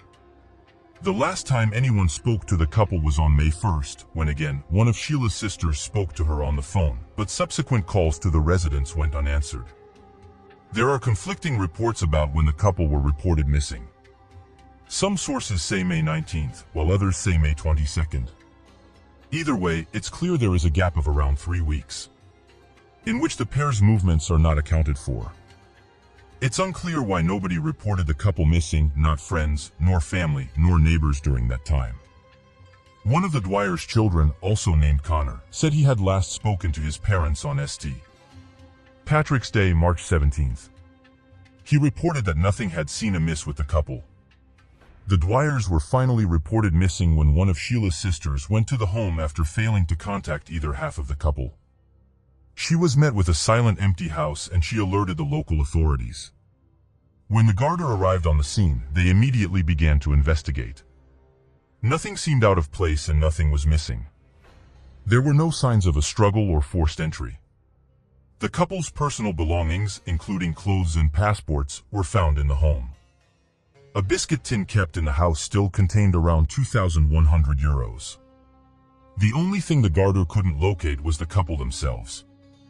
And their car, a white Toyota, with the registration plate 5797ZT. In the years since their disappearance, no trace of the Dwyers has ever been found. Their bank accounts have never been accessed and their car has never been located. Since the River Blackwater runs through the town, authorities conducted an exhaustive search of the water and the surrounding countryside, all to no avail. Shortly after their vanishing, Interpol was alerted and ferry records were combed through for any sign of either the couple's car or their presence on any of the ships. But once again, this lead was a dead end and no sign of the Dwyers was found. Although there have been no confirmed sightings of the couple since 1991, several witnesses stepped forward in the years following their disappearance, claiming to have seen them alive and well. One local woman believed she had seen the pair in their car, stopped at a set of traffic lights in Fermoy, just shortly after the couple were thought to have vanished. There have also been different sightings in the cities of Dublin and Waterford. In 1993, the case was featured on an episode of Crime Call, the Irish equivalent to UK's Crime Watch program. After seeing the show, a woman reported seeing the couple at Laudes Airport in France in June of 1991.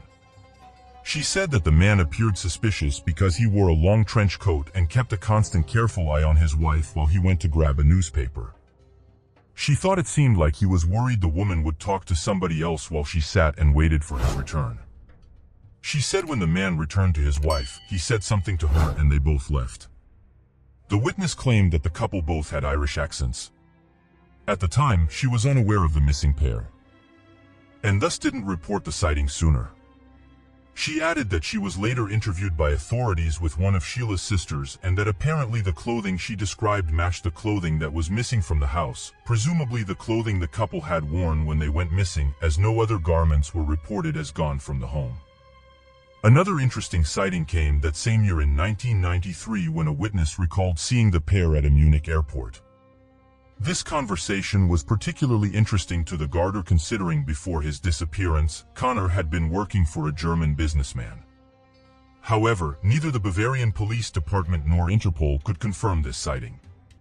Another unclear detail in the couple's case was whether or not Connor was working for Fritz Wolf at the time of his vanishing or if he had stopped, perhaps because Wolf had returned to Germany.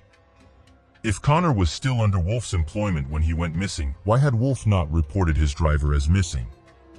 In the year 2000, new information led authorities to search a lime quarry about 45 minutes from Fermoy. However, this search turned up no new leads. One of the most curious aspects of the case is that it is shrouded in rumor and hearsay. Reddit forum users have noticed their family's reluctance to discuss the case, while accusations range from Connor orchestrating a murder-suicide plot to the 63-year-old being involved accidentally in a drug-running business. One particularly interesting whisper involves Connor disappearing for several years back in the 1980s. It is unclear where this rumor started, and it is unknown why he left or returned if the rumor is true. It's also been speculated that the couple took their own lives together in a suicide pact. This theory arose because Connor's brother mentioned that he had suffered from depression before. If Connor really did disappear in the prior decade, then perhaps his mental health struggles played a role in that too. One theory in the case postulates that the couple's vanishing is linked to the disappearance of William Billy Fennessy, who vanished from Fermoy almost exactly a year prior. William was of a similar age and his car was also missing. However, his body and car were both pulled from the River Blackwater in 2013. The theory that appears to be the most likely is that the couple suffered the same tragic fate as William Fennessy, but their vehicle and bodies have simply not yet been found. The couple's more outspoken son, Connor, claimed in a 2008 interview that his parents had no enemies and were not disliked. They were friendly and respectable and well known in the community. He also noted his belief that they were still alive, but added, "I wonder what the hell was going through their minds." There's a void of information. It's very bizarre and inexplicable. It is a living nightmare. There have been very few updates in the couple's case in recent years. There have never been any suspects or theories announced to the public, and authorities have stated their belief that the couple's vehicle is likely the key to the case. Mary Boyle. If you're an Irish viewer, you are likely familiar with the name Mary Boyle. The missing 6-year-old's case is not only controversial, but also extremely tragic. Mary has been dubbed Ireland's Madeleine McCann in recent years. Her vanishing is the longest-running missing child case in the Republic of Ireland. Born June 14 of 1970, Mary Boyle was a vibrant and talkative little girl. She had an older brother, Paddy, and a twin sister, Anne. Mary and were reportedly inseparable, with Mary being the boldest of the two. Although originally born in Birmingham, the young girl moved with her family to Ballyshannon in Ireland in the early 70s. Mary was last seen at around 3:30 p.m. on March 18, 1977. She was playing with her cousins and siblings near her grandparents' rural farm, which the family had been visiting since St. Patrick's Day on the 17th.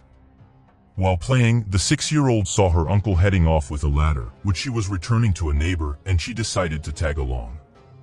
However, her journey was cut short when the two came across a large bog. Defeated, Mary turned back to return home. The trip should have lasted no more than 5 minutes. But the little girl never returned home.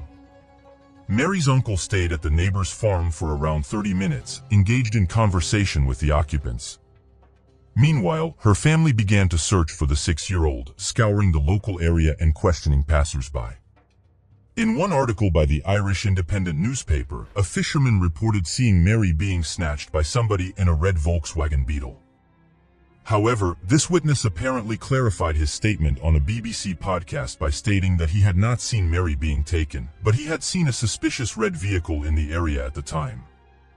When the Garda arrived on the scene, they sprung into action, draining bogs in the area in an attempt to uncover her body. The lake behind Mary's grandparents' house was also drained, and authorities filmed a reconstruction of her last known movements using her twin sister and a famous Irish country music star named Margot O'Donnell, who was a friend and distant relative of the family, caught wind of the case and funded searches for Mary on the surrounding hillside by selling new music. Searches have been regularly carried out since 1977, but so far, Mary has never been located. Mary's case is extremely controversial. There are unclear details, conflicting reports, and allegations of corruption surrounding it. It is widely believed that a politician stops law enforcement from detaining and questioning a prime suspect in the case. Thus, it has never been solved. One of the loudest voices supporting this belief is a right-wing journalist named Gemma O'Doherty. O'Doherty is a determined journalist who has not only written about the case in publications, but has also created a documentary about the disappearance called Mary Boyle: The Untold Truth. The documentary is available to watch on YouTube, although O'Doherty herself was banned from the platform in 2019 for repeatedly violating YouTube's hate speech policies. O'Doherty is largely considered to be a controversial character herself. She's known to be a racist anti-vaxxer with anti-LGBTQ+ beliefs. Reportedly, her news-gathering ethics have also been called into question in the past. That said, her theory pertaining to Mary's case can't be entirely discredited, as there are several pieces of evidence supporting corruption and a cover-up. In her documentary, Gemma suggests the theory that Mary was sexually abused and murdered. Her sister and several other relatives have publicly claimed that they know what happened to the 6-year-old and they know who the culprit is, and supports O'Doherty's theory, and says the perpetrator is still alive and still living in the country. In the documentary, and can be heard saying, "I believe Mary had a secret. I believe Mary had to be killed to stop her telling."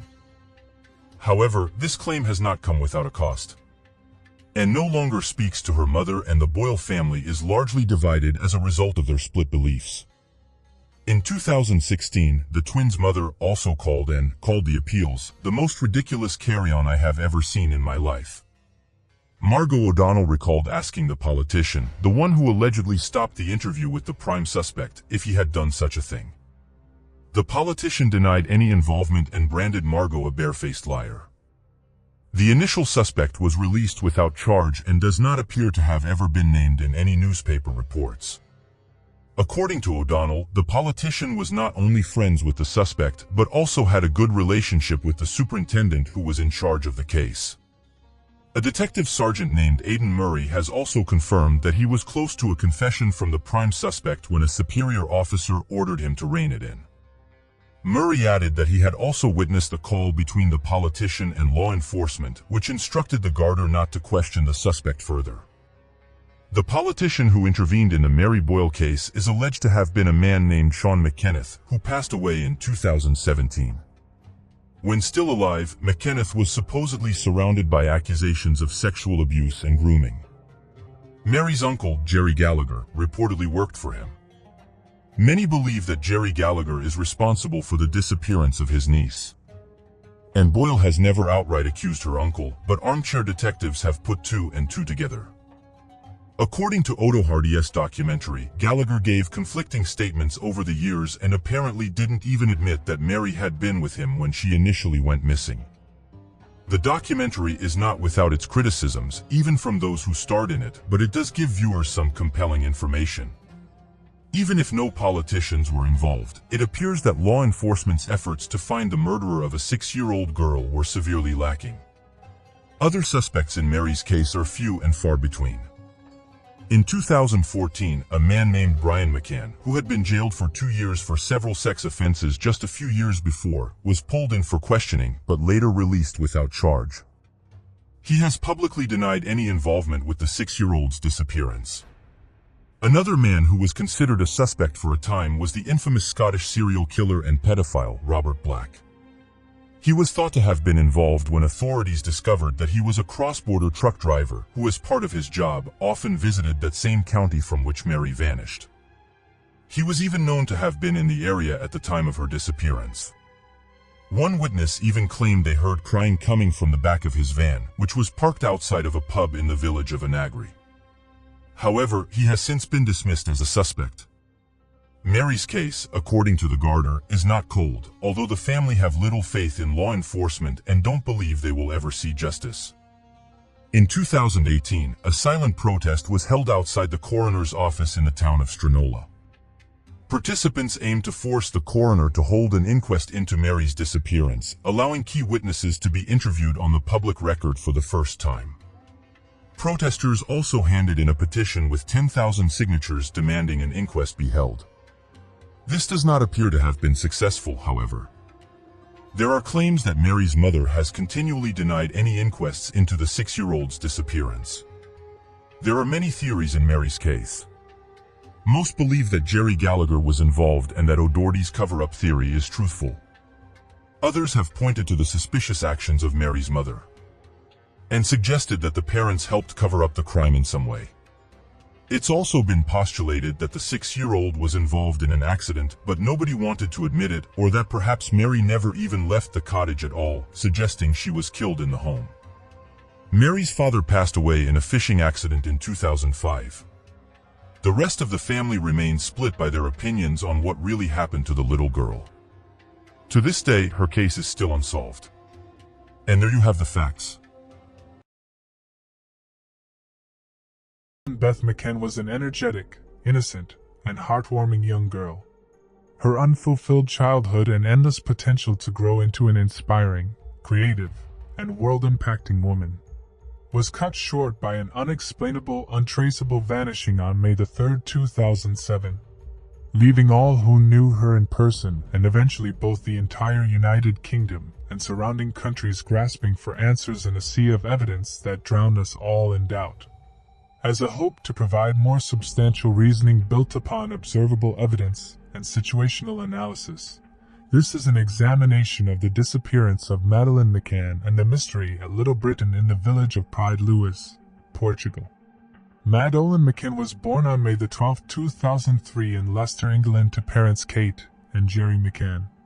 Kate and Jerry were Roman Catholic physicians and a loving pair meeting in Glasgow in 1993 before marrying 5 years later in 1998. It would be another half-decade before the couple bore a child and introduced Madeleine to the world 2 years before having 2 more children, a set of twins Sean and Emily, in 2005.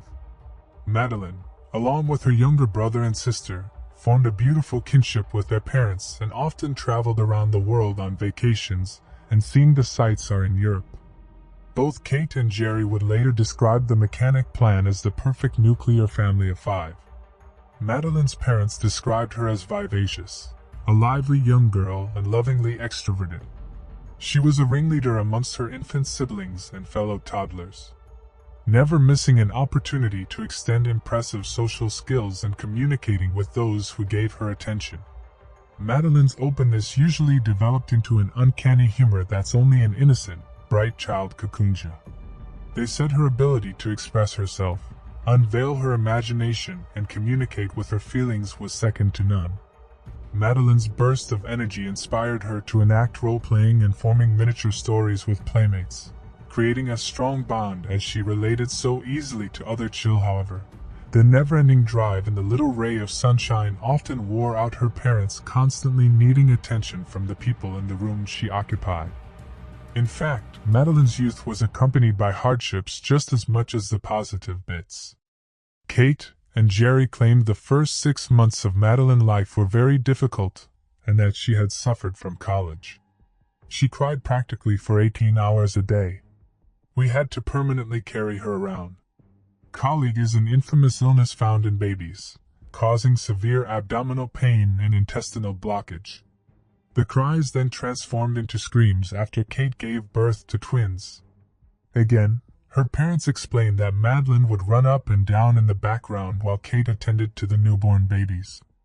This hysteric hyperactivity would later prove a trait found in all the McKinn siblings, but never broke up the unconditional happiness felt between the family members.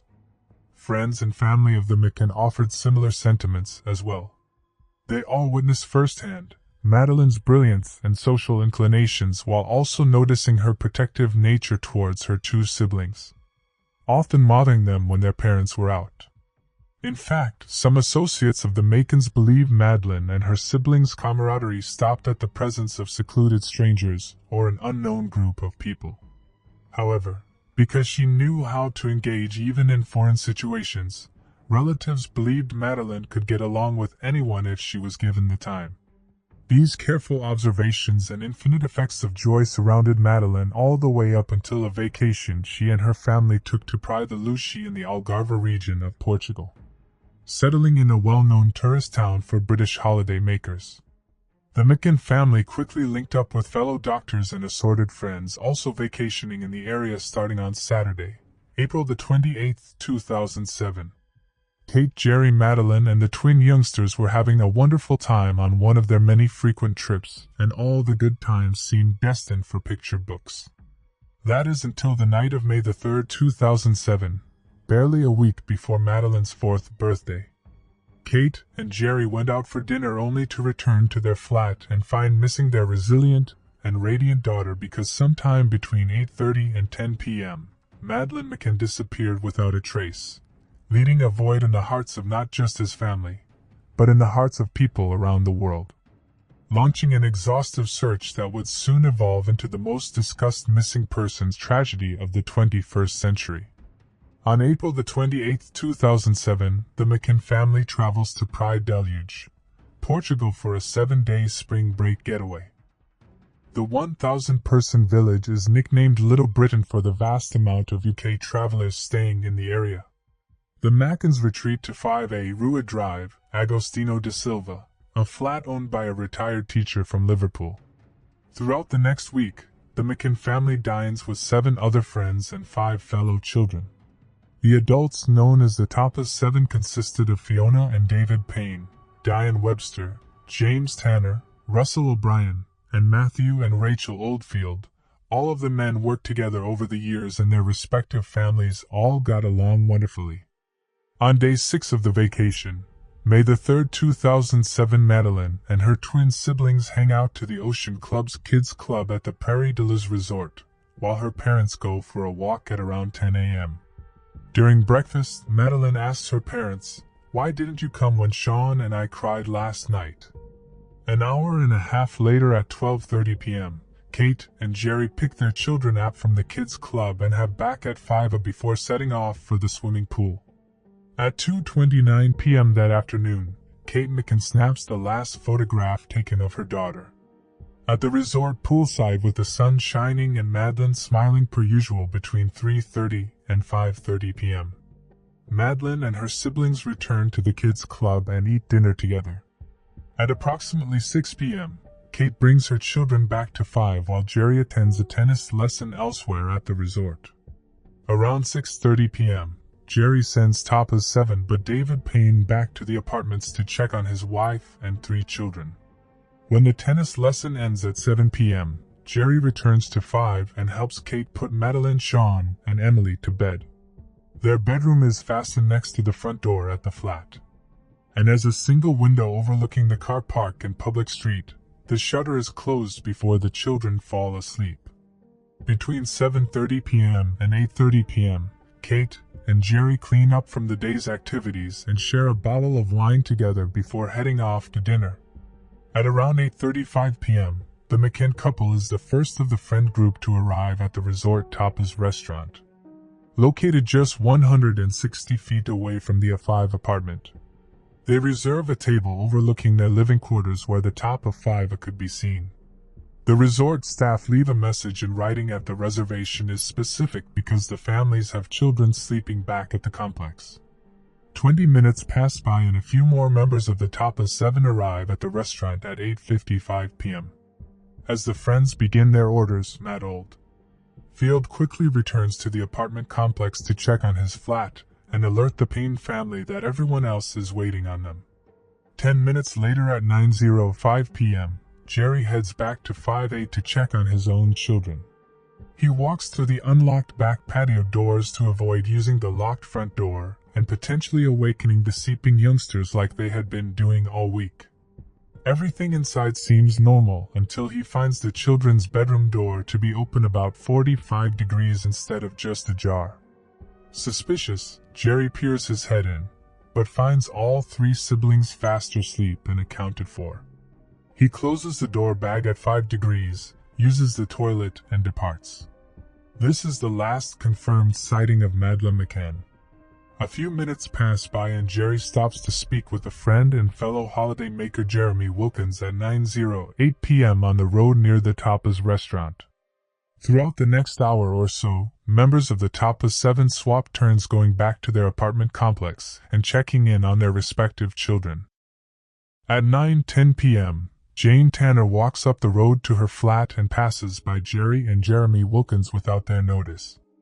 On her way, she sees a man walking across the path ahead of her, carrying a sleeping young girl wearing pink pajamas in his arms. It's a peculiar sight but not uncommon to a resort with many families. Tana finds her daughter safe in her room and returns to the restaurant. A little later at 9:30 p.m., Kate gets up to check in on 5 once more, but fellow Tapas 7 friend Oldfield offers to do it instead while he keeps an eye on his own family.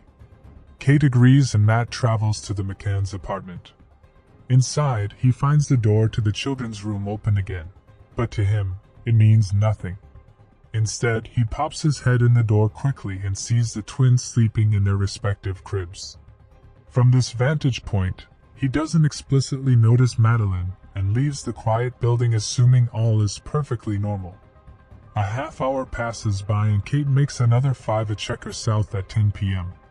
However, when she goes to push the children's door open, a draft of wind from inside the room slams the door shut. Kate enters with force and finds the window open and the shutter pulled up. The twins sleep soundly in their beds, but Madeleine is nowhere to be found. Minutes later, Rachel Oldfield rushes to find fellow Tapas 7 member Jane Tanner in her apartment and relays the news of missing Madeleine. Jane immediately calls back to her sighting and explains, "Oh my God, I saw a man carrying a girl." Matthew Oldfield then travels to the 24-hour reception desk at the bottom of the resort's hill to alert them of the disappearance. An alarm is raised and police are called at 10:15 p.m. 15 minutes pass before the local authorities arrive at Flat 5A, along with the police. Around 60 staff members and assorted guests search the grounds for Madeleine. An exhaustive hunt that lasts until 4:30 the following morning at 11:10 p.m. Special investigators from the police judiciary ventured to the scene and discovered the sliding glass door that was found open by Kate McCann as a lock.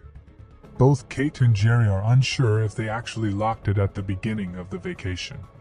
While resort employees unveil that the cleaning staff will often open the sliding windows to air out department interiors, the special investigators are unable to confirm if this was the case. By the early morning hours of 2 a.m., patrol dogs are called in to keep an eye on the search efforts. 6 hours later at 8 a.m., 4 rescue dogs arrive to sniff the area around the resort and attempt to catch trail of Madeleine at 5 a.m. beyond. At 10 a.m., the local police finally set up roadblocks to monitor traffic both coming and leaving the resort and surrounding routes. Over the next 24 hours, up to 20 strangers outside of the main investigators and family members interact with the 5 apartment, later proving to taint much of the evidence and cause headaches for future forensic work. In the coming days, police began interviewing anyone and everyone associated with the resort, or simply living in the area. Kate and Jerry rented out another nearby home to stay close to the investigation. Throughout the next 11 to 12 years, a combination of Portuguese Police Scotland Yard, Macon Associates, private investigators, and public empathizers have yet to find one solid trace of Madeleine McCann. Certainly. Here's the revised script with corrected grammar. After faulty DNA findings and tabloid exploitation, the case has entered a sphere unlike any missing persons tragedy before. Madeleine's disappearance changed the world to the point that many UK citizens and people close to the case define society as either before Madeleine vanished or after Madeleine vanished.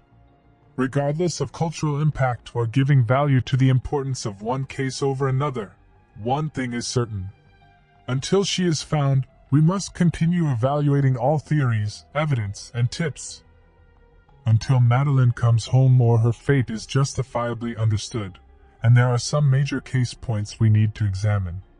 From the beginning of the search for Madeleine McCann, investigators knew that pinpointing suspects, or what the Portuguese classified as aguidos, would be daunting, as the location of the disappearance happened to be a busy hotspot for tourists, residents, and complete strangers who came and went each day. Specifically, the late spring vacation season was ripe with faces both old and fresh, meaning the early list of aguidos would stretch to impossible numbers. Anyone could be guilty while everybody was innocent at the same time. They dashed at the catch-22. Luckily for the police, Jane Tanner recalled her peculiar incident from the evening of May the 3rd sooner rather than later. Her sighting of a man carrying a young girl away from the McCann apartment complex would become the focal point of the early investigation, and remain as the major case point in the eyes of the public following for almost 6 years. However, its importance isn't grounded by what it unveiled to authorities. Rather, grounded by what it distracted authorities from considering. It took up more than a decade of the precious moments spent looking for Madeleine. Dubbed the Tanner sighting, Jane Tanner's testimony gave the first possible timeline of Madeleine's suspected abduction. As mentioned previously, Jane had traveled from the Tapas restaurant back to her flat to check in on her children at around 9:10 p.m. She walked down the road, passed by Jerry McCann as he spoke with a fellow vacationer, and headed into the complex. Both Jerry and the second man would later say they couldn't remember seeing Jane walk by them that evening. And due to the confines of the narrow street, police initially believed Jane to be fabricating the entire ordeal. Yet Jane stuck by her following claims and highlighted that while Jerry and the vacation didn't confirm her movements, they couldn't deny them either. A few minutes of walking later, and Jane witnesses an older man with what appears to be a toddler in his arms. She says he was crossing the junction of Francisco Gentle Martins and Rua Drive, Augusto da Silva, moving east and away from the corner of 5A, where the Macon children's bedroom was located. His direction was first determined as suspicious as he was supposedly walking in the direction of Robert Murat's residence, a 34-year-old Portuguese suspect early on in the hunt. Jane Tanner described the unidentified man as a white male standing at about 5 feet 7 inches with dark hair and complexion that would indicate European or Mediterranean descent. He seemed to be 35 to 40 years old from a distance, wearing beige pants, a dark jacket, and the demeanor of a local. The girl he was carrying was wearing pink and floral pajamas cuffed at the legs, much like Madeleine was wearing. These descriptions were curiously withheld from media until May the 25th, 3 weeks after the disappearance. A few months later, in October 2007, money from a fund set up by the McCann family was used for a forensic artist to recreate a simulated sketching of the Tanner sighting. The result is now one of the most famous images associated with Madeleine's case. Sadly, the intensive search for the man from the Tanner sighting turned out to be a 6-year red herring chase. In October of 2013, Scotland Yard finally identified a British holiday maker who matched the TS description and fully corroborated with police. He explained that he was indeed carrying his own daughter after picking her up from the Ocean Club and heading back to their flat. To prove his innocence, The identified man dressed up in the same clothes as was mentioned in a TS report, and visually to the specific profile detailed in the sketch. The man was also able to provide the clothes his daughter was wearing the night of the sighting, as well, and once again the alibi cleared when the unveiled pajamas bore a likeness to Madeleine's Yorsat but was, in fact, different. What frustrated authorities the most with the Italian sighting wasn't the lack of information it provided, but rather the time it took away from other potential pieces of evidence, and eyewitness testimony that would later prove vital. First off, the Tana sighting led investigators to believe the main abduction took place between 9 and 9:15 p.m., which they based their impending reports on. However, after learning the town of sighting had little to no connection, they had to retrace their steps and recalibrate more than half a decade's worth of thinking. Thus, Scotland Yard turned their attention to another eerily similar sighting from the night of May 3, 2007. This incident reported by Irish holiday makers Martin and Mary Smith. The Smiths claimed that they saw a man carrying another child at about 10 p.m. in a location which was about 460 meters away from the Macons in 5A. The Smith sighting man was walking away from the Ocean Club and nearing the beach at Rua 25 Diabril. The Smiths described the new figure as a male standing at about 5 feet 8 inches with shorter brown hair and a slim build. He seemed to be in his mid-30s from the Smiths' vantage point and wore beige shorts. Much like how Jane Tanner described the man in her sighting as not a tourist. The Smiths offered the same testament, going as far as to say the man seemed uncomfortable carrying the child. The girl he was carrying had blonde hair, pale skin, bare feet, and was wearing lighter-colored pajamas, again like what Madeleine was wearing. EFIT images were initially created back in 2008 when the testimony was first recorded, but the entire sightseeing was muddied when Martin Smith thought Jerry McCann fit the profile of the Smith sighting man. Oakley International private investigators were quick to strike down the possibility since Jerry had been confirmed at the Tapas restaurant at 10 p.m., but the rumored confusion created sensitive press about the Smith side. It wasn't until October of 2013 that it reverted law enforcement's attention and reset the timeline to the abduction happening just before the Smith site. While the Tana sighting ended in lost time, it's sadly a common thread found in many missing persons cases and criminal investigations overall, where a lead seems revolutionary, yet can take years only to find it with a dead end. Regardless of results, the sightings are also proof of just how vast the spiderweb of possibilities is with Madeleine's disappearance, and the preceding searches and how one simple memory or visual can spawn thousands of theories that send everyone involved spinning in circles. One of the early theories cultivated by Portuguese investigators actually considered Kate and Jerry McCann as suspects. The base of the claim was built by supposed DNA evidence found by cadaver dogs inside the family's rental car after Madeleine's disappearance, as well as DNA matching hers discovered behind the couch in the 5A apartment. This led police to draft a 10-page conclusionary report including wild ideas regarding a likely murder of Madeleine, a cover-up fake abduction that involved the Tapas 7 as conspirators to mislead police, and even a claim that the number of suitcases each member of the party brought to Portugal was suspicious in nature. Realistically, none of the theories made sense or had conclusive evidence to back them up. The DNA found in the car and in the flat were tested using DNA methods, and it was stated in the forensic reports that despite the matches to Madeleine's DNA, the sample sizes were simply too small to consider credible. Not to mention the hours upon hours spent questioning the Wacken couple and their friends, who all cooperated fully and dedicated their testimony to truth and hope for Madeleine's fate. In fact, almost as soon as the disappearance was reported, Kate set up a project called Madeleine's Fund, Leaving No Stone Unturned Limited, which immediately caught fire across the UK and raised thousands of dollars to help hire private investigators and allocate resources directly to spreading awareness. Unfortunately, the early consideration of the McCann couple as Aguidos fostered a tabloid firestorm that ended with lawsuits, deformation hearings, an unnecessary backlash that has turned a lot of the conversation around Madeleine's disappearance to gossip and unsubstantiated finger-pointing.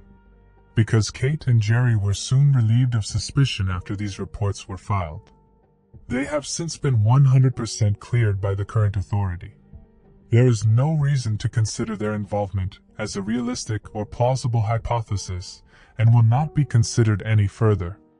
Another early theory proposed by investigators was a burglary gone wrong. According to records, the time between January and May of 2007 saw an unnatural rise in burglaries and burglary attempts in the area, including 2 around the McCann's apartment in the 17 days leading up to their vacation. These reports suggested that a burglary went into place the evening of May the 3rd, of which Madeleine interrupted after climbing out of bed and exiting a bedroom, hence why the doors opened further than Gary had left it. Then the burglar would have taken Madeleine as a precaution, leaving through the bedroom window since it faced the street outside the resort. In April of 2017, Scotland Yard announced a foiled burglary attempt was no longer under consideration. After they had interviewed potential thieves in the area and other potential suspects, but found no evidence. While the theory wasn't completely ruled out, their focus would turn to other ideas. A third position by investigators but quickly disregarded is that Madeleine wandered out of a bedroom on her own accord and was taken by a passerby or fell into a construction zone nearby. These musings were first discounted by Kate McCann, who reminded police that Madeleine would have had to open the patio doors on her own, close the blinds behind her, remember to shut the door again, operate the child-proof gate at the top of the stairs, and finally open and close the gate at the street level. All while being a 3-year-old toddler and unseen by resort members. It's also regarded unlikely that Madeleine climbed out of the bedroom window under her own power as well. The most agreed upon theory by private investigators and law enforcement is one of abduction, including pre-planned abduction. This theory stems from the bevy of suspects seen around the 5A apartment complex in the days leading up to Madeleine's disappearance, looking suspicious or acting out of a normal manner, possibly carrying out reconnaissance for a bigger operation. For years, police have been tracking down these suspicious men, as well as known pedophiles, bogus charity collectors, and criminals who were later convicted of similar crimes and could be placed in or around the area in May of 2007. In the end, the unbelievable amount of press and scrutiny this case has received from various experts and media channels all across the world have bloated websites, editorials, and blog posts with both theories and conspiracies. Some crime scene experts who have taken a dive into Madeleine's disappearance have stated that they do not believe the scene backs up an abduction hypothesis and believe Madeleine was murdered. Other followers call the police work in the case as nothing more than hunches, reminding us that the treatment of the 5A apartment was so improperly handled that no evidence or forensic examination could be carried out and tainted. At least 20 different people went in and out of the room on May the 3rd. 2007, before it was taped off. Killer testing wasn't carried out for months, allowing new vacationers to rent the apartment from the resort before it was locked down by police again. This coincided with constant bickering back and forth between Portuguese police and investigators from the UK, where tensions were rather high after numerous law enforcement entities made their way to Portugal and interrupted the search. To top it all off, the tabloid interference, an age of media bombardment against the McCanns, skewed public perception and hindered authorities to go about their duties without incredible tension waiting around the corner. With the vast amount of possibilities, no theory can accurately be concluded as the answer. Authorities have released tens of thousands of documents and translated almost every single one of them. They've investigated over 8,000 claimed sightings of Madeleine and had counted, in 2015, that they took almost 1,400 statements, collected over 1,000 exhibits, investigated 650 sex offenders and 60 persons of interest, not counting the next 4 years of research. As of today, Madeleine's case has received €11,750,000 in funding. Yet there are still so many unknowns associated with Madeleine's vanishing, and until they are resolved, and police release every document, report, and case file, we must wait for new leads to surface while doing our part in spreading awareness. But let's take a look at some of the suspects. One way we want to help divulge information is by sharing a list of suspects still wanted in the hunt for clues leading to Madeleine due to the sensitivity attributed to the case, and the unfortunate loss of time in the early years of the investigation. We won't be drawing our own hypothetical conclusion. Instead, highlighting critical police sketchings and efforts of people either acting suspiciously around the time of Madeleine's disappearance, or who have raised red flags in a variety of situations around Europe. Firstly, we have an unidentified woman whose profile was released on August 2009. The woman in question was seen near Port Olympic Marina in Barcelona, Spain, on May 7, 2007, just 72 hours after Madeleine disappeared. She appeared agitated, was nicely dressed but kept pacing up and down the street by Rue de la Gamba restaurant and bar. Two passing British men noticed the disturbed woman and decided to approach her. When one of the men, who wishes to remain anonymous, asked if everything was okay, the woman asked, "Are you here to deliver my new daughter?" No other details are known, but the British witnesses say that after their conversation, the woman had a colorful argument in Spanish with a local inside the neighboring pub. Again, no other details have surfaced except that the witness described the woman's accent to be of Australian qualities and appeared as an Australian Victoria Beckham lookalike. Next, we have an unidentified man who was spotted 3 different times by a fellow holidaymaker, Gail Cooper, who was in Praia de Luz on vacation from England. The first time she saw the man, he was walking in his lonesome under a heavy rainstorm along an abandoned beach on April 20th, 2007. Later the same day, the man with olive skin and shoulder-length hair knocked on Gail's door and pretended to be a charity collector, a popular con around the resort area during the spring of 2007. 2 days later, on April 22nd, Gail saw the man for a final time, hanging around a children's event sponsored by the Mark Warner Resort. Gail was called back to Portugal in 2008 to work with the detectives on recreating the man's likeness through 2 sketches. At first, the man was thought to be the same man whom James Tanner witnessed carrying a small child away from the apartments back on May 3rd. But when he was cleared, the long-haired man was confirmed as a separate individual. In 2010, private investigators showed clips they had filmed of a man from inland Portugal, doing labor outside of a white truck. Gail watched these unreleased clips and found that despite the lack of a mustache and lighter hair color, the recorded man was the same man from the Praia de Luz beaches in April of 2007. Similar stories compared to the previous men have been updated with police sketches as well. Again, other witnesses claimed to have interacted with fake charity workers in the area around the time Madeleine vanished and gave descriptions that were translated to pictures of these 2 men. 2 other fair-haired men were also described to have been hanging near the McKin flat around May 3rd and were thought to be of Scandinavian, German, or Dutch heritage. Another pair of EFIT profiles were uncovered in old Portuguese police reports and subsequently unveiled to the public, again representing suspicious men appearing in the area. In addition, the Smith sighting evidence also resulted in 2 different EFIT creations for a man seen carrying a small child at 10 p.m. on May 3rd. Another mysterious encounter resulted in police sketches occurred 3 days after Madeleine's disappearance but wasn't announced to the McKin family or the public for over a year until the eyewitness was approached by Mirror magazine. Annette, then 41 years old, made a call to Dutch police when she thought Madeleine and an older Dutch couple walked in at an Amsterdam shop on May 6, 2007. According to Annette, the man was between 35 and 40 years old, with a mustache, dark skin, and spoke Portuguese. The woman he was with was a little older, maybe in her 40s, with brown hair and spoke French. Accompanying them was a little girl. The following are direct quotes from Annette in Mirror magazine, who said, "I'll never forget the girl. She had her hair in a ponytail, huge green-brown eyes, a pale face which showed no emotion. I didn't like the man. He didn't look like a nice person.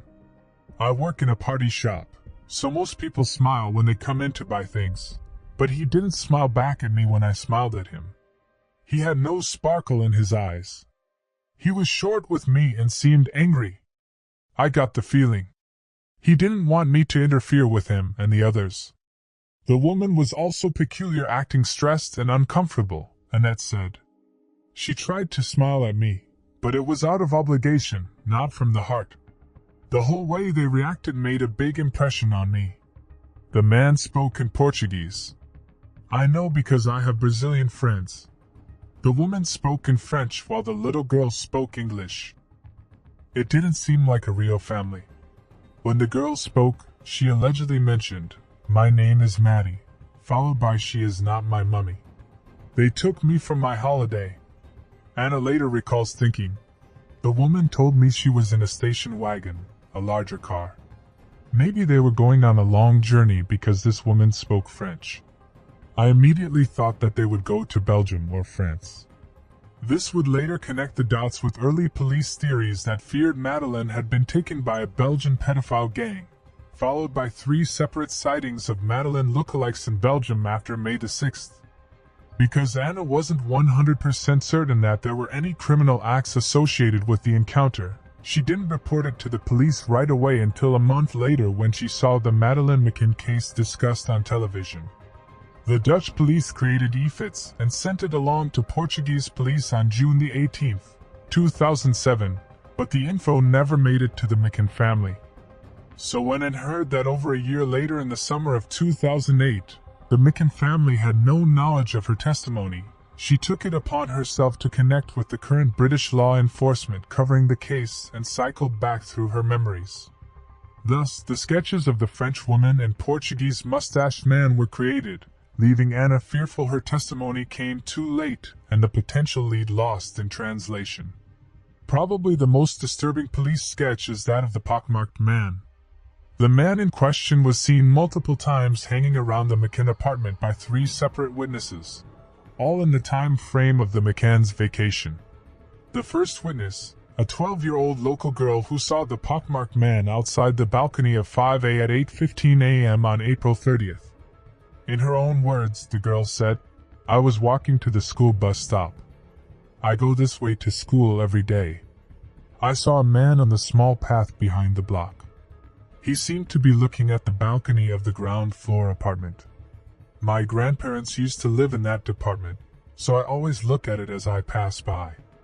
A few days later, on May the 2nd, the day before Madeleine disappeared, the girls saw the same man looking at the McCann flat again around lunchtime. The second witness was a female British tourist who recorded the following. "I saw a man acting suspiciously on 2 occasions. The first time I saw him, I was walking along the road with my daughter. I grabbed my daughter's hand and pulled her towards me because, for some reason, the man unnerved me. The next time I saw him, he was standing on the opposite side of the apartment. He was watching it. I would describe him as very ugly with pitted skin and a large nose." The third witness, a man from Cheshire, was walking with his partner at 11:30 a.m. along the road by 5A, but couldn't remember if it was May the 2nd or 3rd. He said, "I saw a man standing next to a wall. On the opposite side of the road was a white van. I paid particular attention to him because he appeared to be focused on watching the apartment block.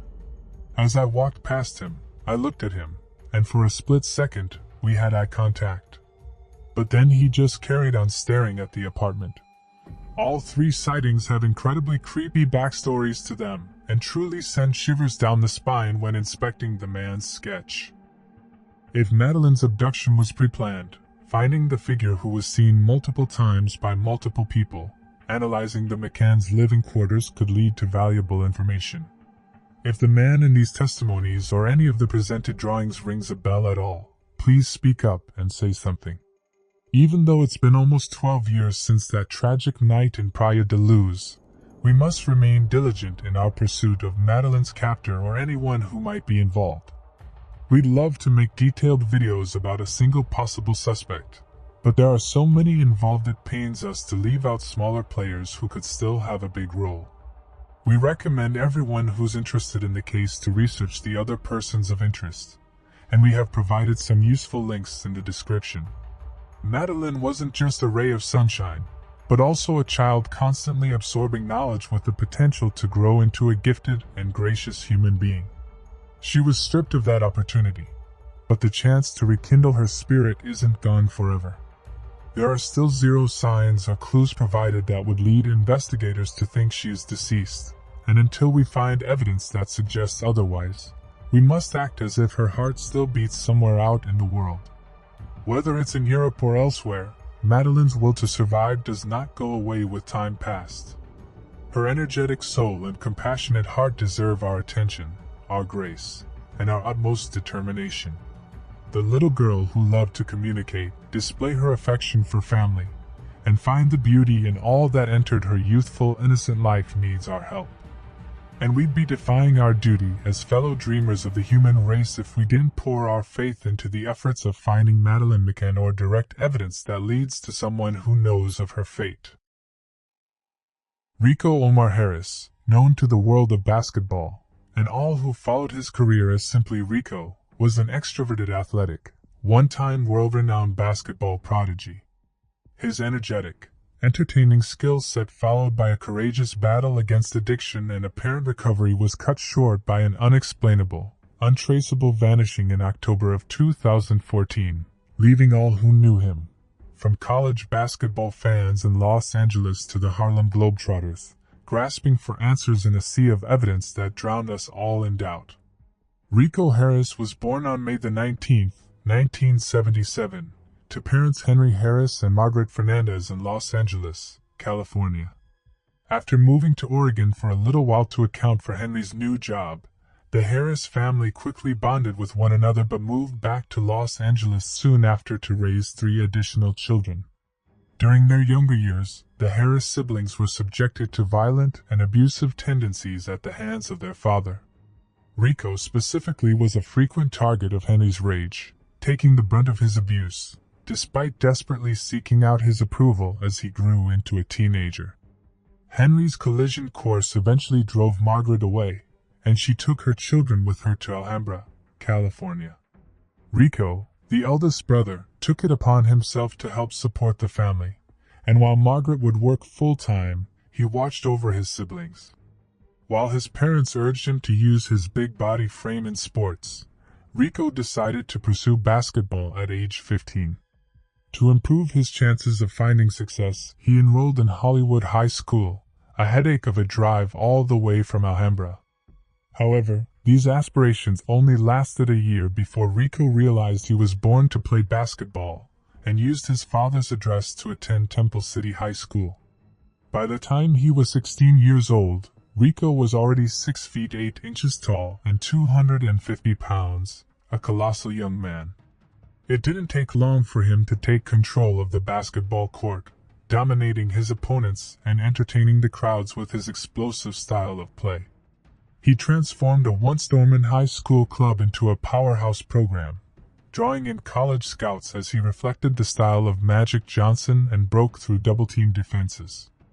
Off the court, he was an introverted adolescent without much academic prowess, until he met a girlfriend whose family helped him achieve higher grades in school.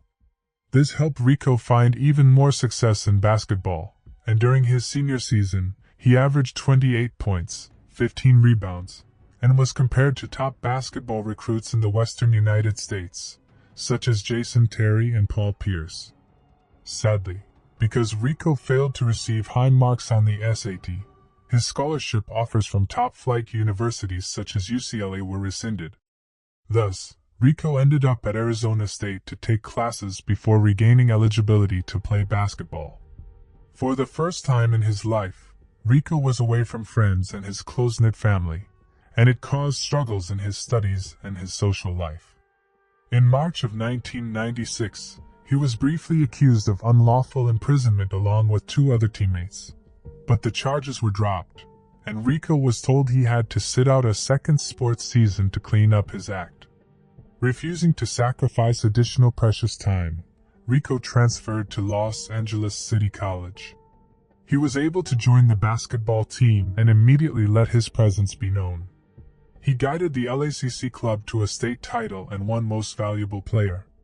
But by his second year, Rico found himself in academic decline and trending towards an unhealthy lifestyle, constantly consuming alcohol despite still performing at a high level on the basketball court.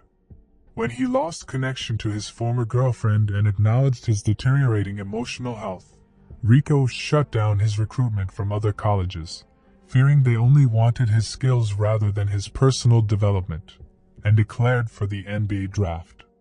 Once again, this plan went up in flames when Rico kept pushing off special events to showcase his skills in order to remain close to home. As a byproduct, he withdrew his name from draft consideration, declining various college offers to play Division I college ball, and transferred to Cal State Northridge.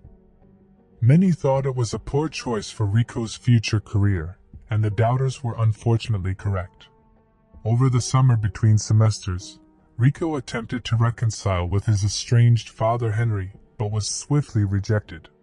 Caught in the purgatory of social and emotional negligence, Rico continued to lose focus and lost interest from the NBA during his only lackluster season at CCUN.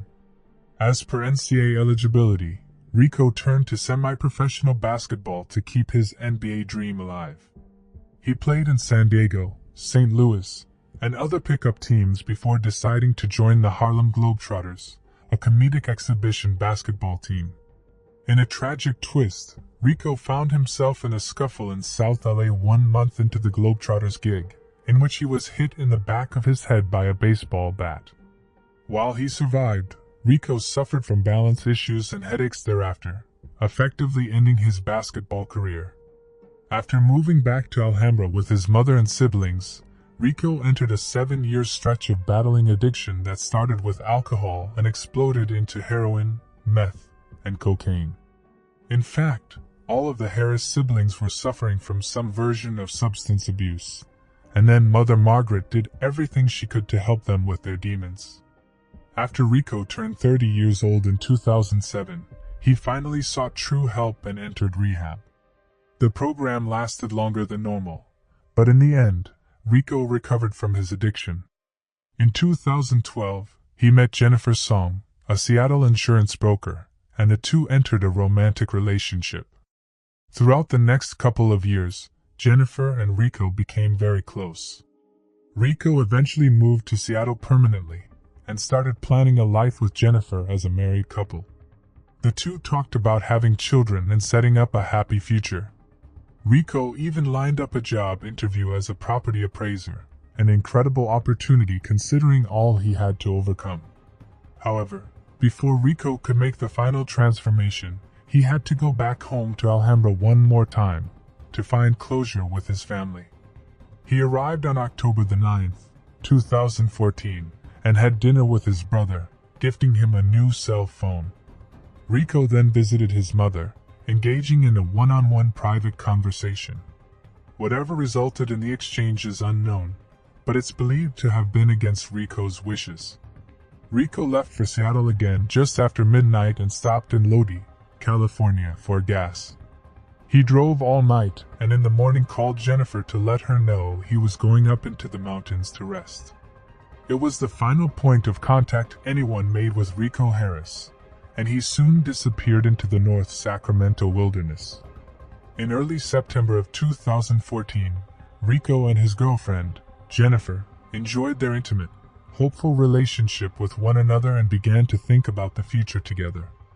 However, Jennifer noticed something off with Rico, who acted abnormally and lost his sense of organization. After she persisted in questioning him, Rico revealed he lapsed the previous summer of 2014 with alcohol consumption. While it hadn't turned back into a habit, the return to an old threw Jennifer off balance. Rico's relapse is confirmed by longtime friend David Lara, who had rekindled their friendship around the same time. Later in September, despite the earlier friction, Rico and Jennifer settled on taking their relationship a step further and moving together in Seattle, Washington.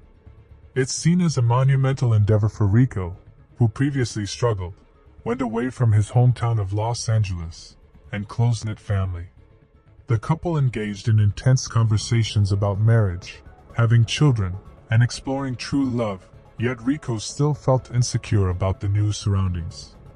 It took him almost a month to unpack, as Rico felt awkward making himself at home in a living space that wasn't his own. Jennifer later says it was Rico's sensitive underlying will to provide for loved ones that fed the insecurity, and not lingering second thoughts or laziness. Within the first week of October, things changed for the better. Rico secured a job interview for a position as a property appraiser at a local real estate company. The new opportunity sparked joy and encouragement, and Rico finally unpacked his belongings in Jennifer's house, a signal he was ready for change and was there to stay in Seattle. The happy eyes shifted unexpectedly on October the 8th, 2014, when Rico told Jennifer he was going out later in the day to explore, a bit strange compared to Rico's usual activity. Yet Jennifer didn't think twice about it and kissed her fiancé goodbye. But when Jennifer calls Rico later in the evening of October the 8th, Rico informs her that he's on his way to Los Angeles to visit with his family. Rico explains that he wants closure from the dark past of his childhood and to create trust with his mother again regarding their relationship and his future. Jennifer, while taken aback, understands his well-meanings and supports his quick decision. Jennifer remembers Rico sounding excited to move on, his head seemingly in the right space. Rico arrives in Alhambra the next day on October the 9th. His mother, Margaret, notes his excitement about the recent changes and ultimately about his flourishing life. However, Margaret also suspects Rico to have been drinking or under the influence of a substance. In the evening of October the 9th, Rico leaves his mother's house and has dinner with one of his younger brothers. He buys his brother a new cell phone, and the two reminisce of old times.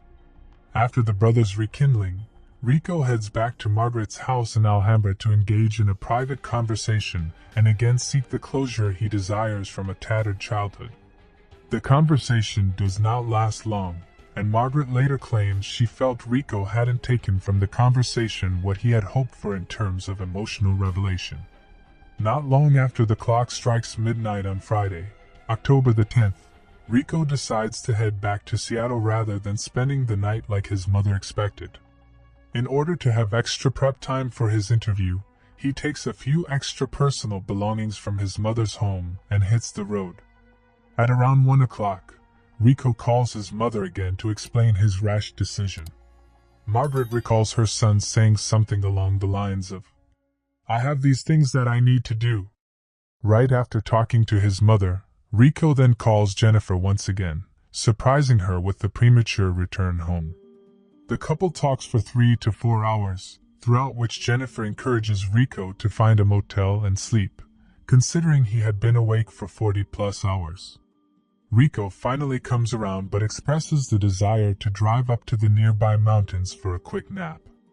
Jennifer suggests an alternative, reminding him he'd have no cell service at high altitude, and the dark winding roads would be dangerous in the thick of night. The two end their phone call with Rico still set on driving.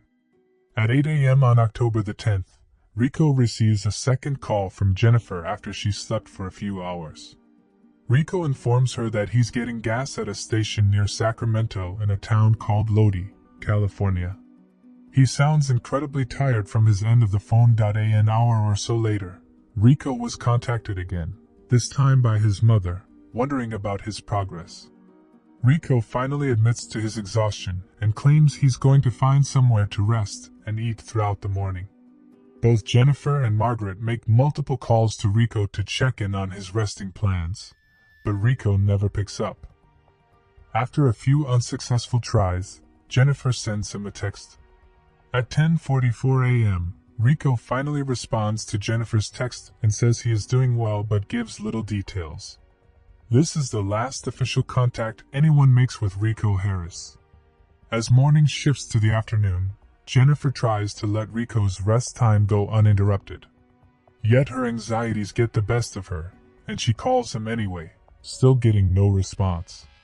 Jennifer tells herself he must still be in the mountainous region of California, and the cell service is playing a role.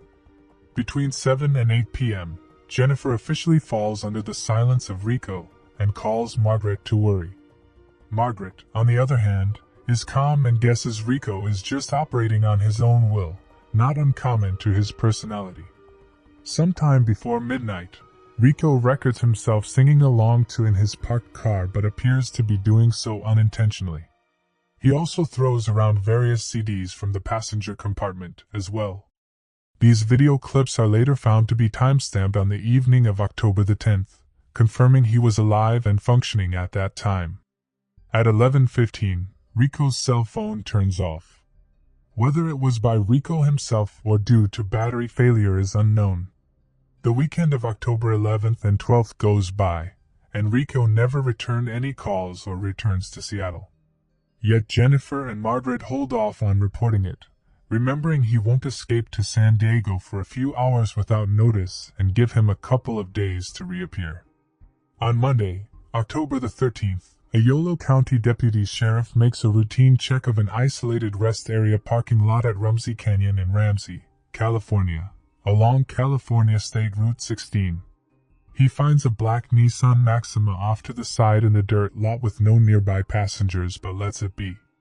The following day on Tuesday, October the 14th, the same Yolo County sheriff returns to his route and finds the Nissan in the same spot in the parking lot. He runs the plate in his database and discovers it belongs to Rico Harris, his address still linked in Alhambra. The Yolo County Sheriff's Office calls Margaret to inform her they found the car but no person, and she then calls Jennifer, trying to make sense of what both women described as a surreal dream. Margaret officially files a missing persons report with the Alhambra Police Department, and law enforcement opens an investigation. Over the next week or so, they put together a vast network of searches and rescue personnel. Helicopters with thermographic cameras fly over the surrounding areas. All-terrain vehicles are commissioned for the mountainous search zone, and cadaver dogs are deployed to pick up any lingering scent of Rico. Overall, the crews covered a 5-mile radius of the parking lot and a 27-mile stretch of Ramsey Canyon, along Route 16, but find little clues besides unidentified footprints in the dirt alongside the road. Using cell phone data, police interview residents of nearby locals and receive a few reassuring sightings dated back to Sunday, October 12th, but nothing concrete surfaces.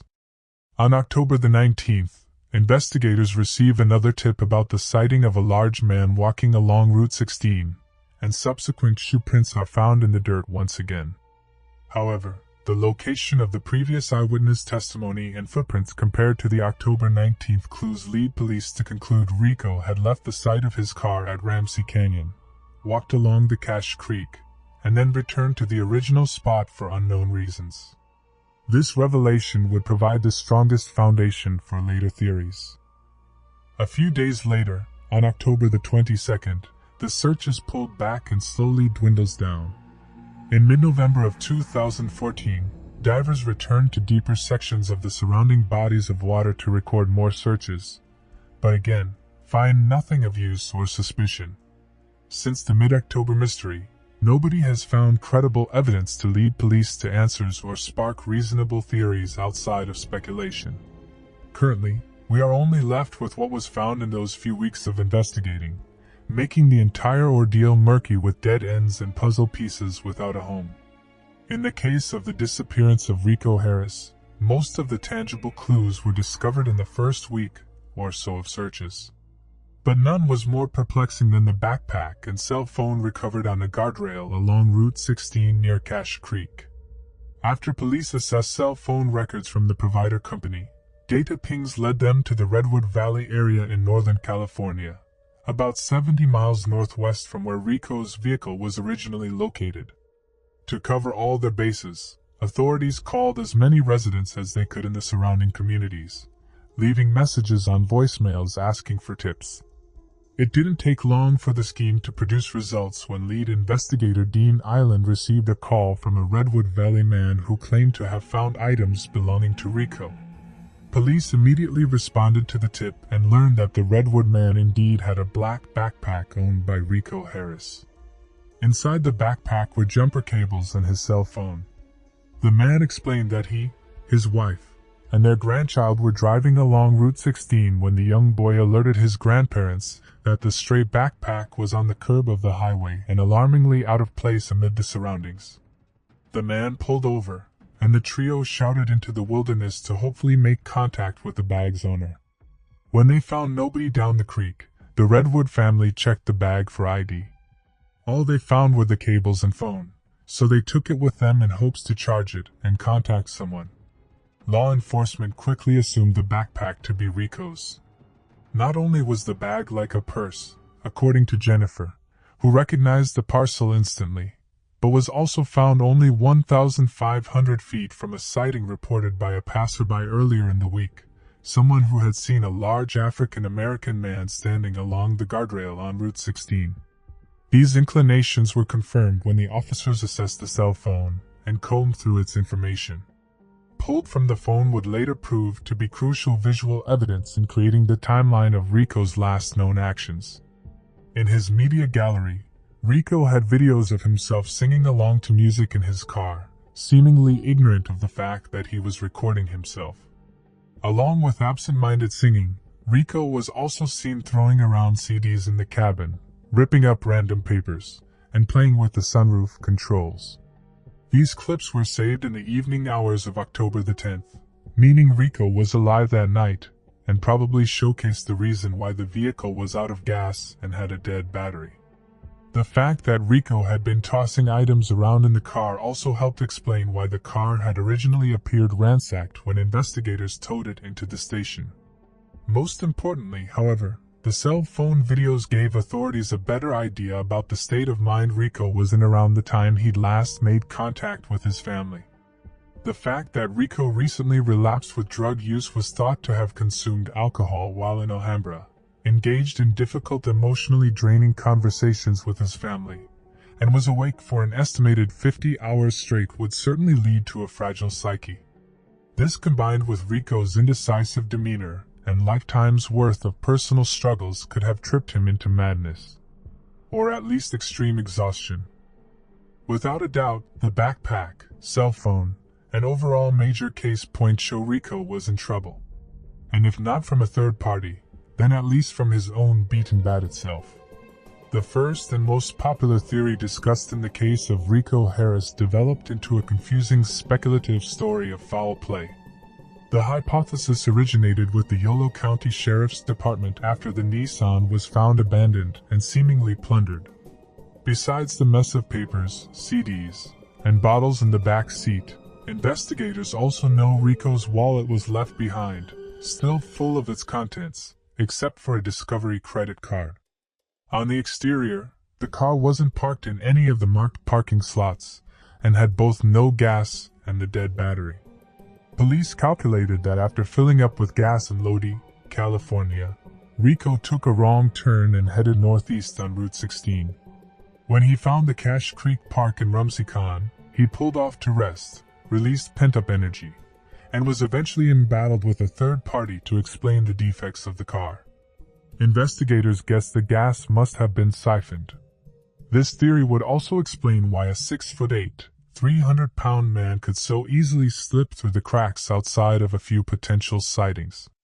Men of that size typically don't go away unnoticed unless another person or persons drive them away, or something far sinister. The foul play musings became much more obscure when Rico's backpack and footprints were discovered. Because the cell phone videos show Rico sitting in an idle car on October 10th, it's possible he ran out of gas and used the battery from extended periods of running both the engine and the audio system. Normal cars can run through 1.5 gallons of gas per hour just in the idle position. So it's in the realm of possibility that Rico let his car run through the night to the 10th and into the weekend of October the 11th and 12th.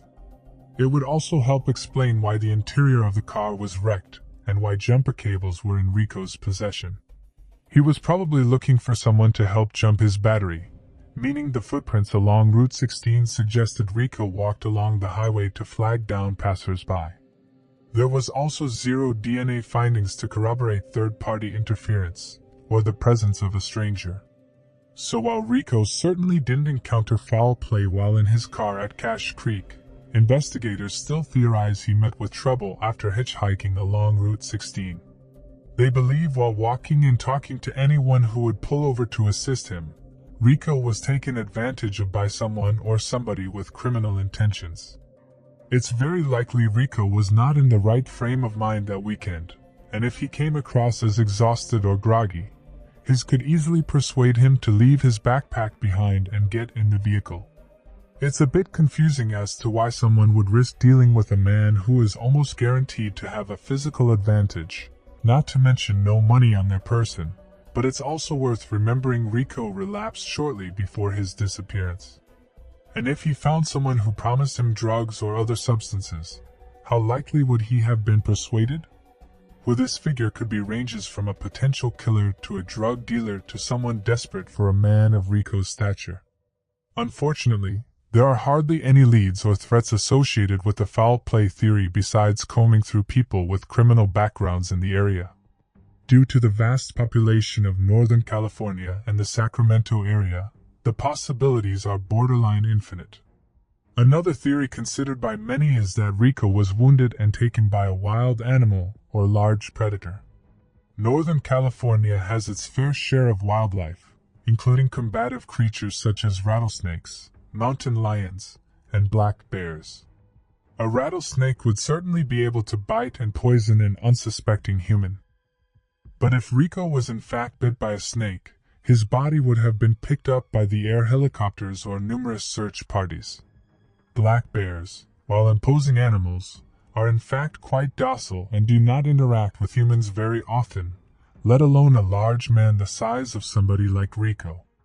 The only animal that makes sense is a mountain lion, yet it would take a considerably strong cougar or pack of cougars to kill Rico and then take his body into a dwelling cave or habitat hidden from humans. The search found no signs of struggle in the dusty expanse of Ramsey Canyon. And again, the mere size of Rico probably deterred wild animals from approaching. And if he did die somewhere in the wilderness, his body would not have tokayed into the ground and avoided visibility due to the timeline of the disappearance and impending manhunt. The third theory associated with Rico involved around a planned escape and manufactured disappearance. This conspiracy points to Rico's history with indecision and probable disappointment with the closure he sought when returning to Alhambra. Supporters of the story suggest that Rico realized in his return home he no longer wanted the life he hoped for in Seattle, and thought best to vanish without a trace and escape somewhere new. The theory points to the new cell phone Rico bought for his brother, highlighting that Rico could have bought a second phone that he used for his getaway, and that his brother helped him along the way. After the conversation with his mother went south, Rico decided to leave unnoticed, using his scheduled interview as an excuse. On the way to Sacramento, Rico slowly broke off contact with his mother and girlfriend and veered off course from Interstate 5 to Seattle and drove east to Cache Creek. When he arrived, he recorded himself to appear distressed and potentially even stage a kidnapping or robbery. After the car finally ran out of gas and electricity, Rico walked off with his backpack and old phone, appearing to need help with the jumper cables. Instead, when Rico flagged down a car to hitchhike, he left the bag and cell phone behind to create a diversion. Some go as far to say whoever picked him up was in on his plan and a link to Rico's staged disappearance and his new life. In the end, this theory is rife with inconsistencies. Rico had been adamant to all he knew that the opportunities in Seattle were incredibly encouraging.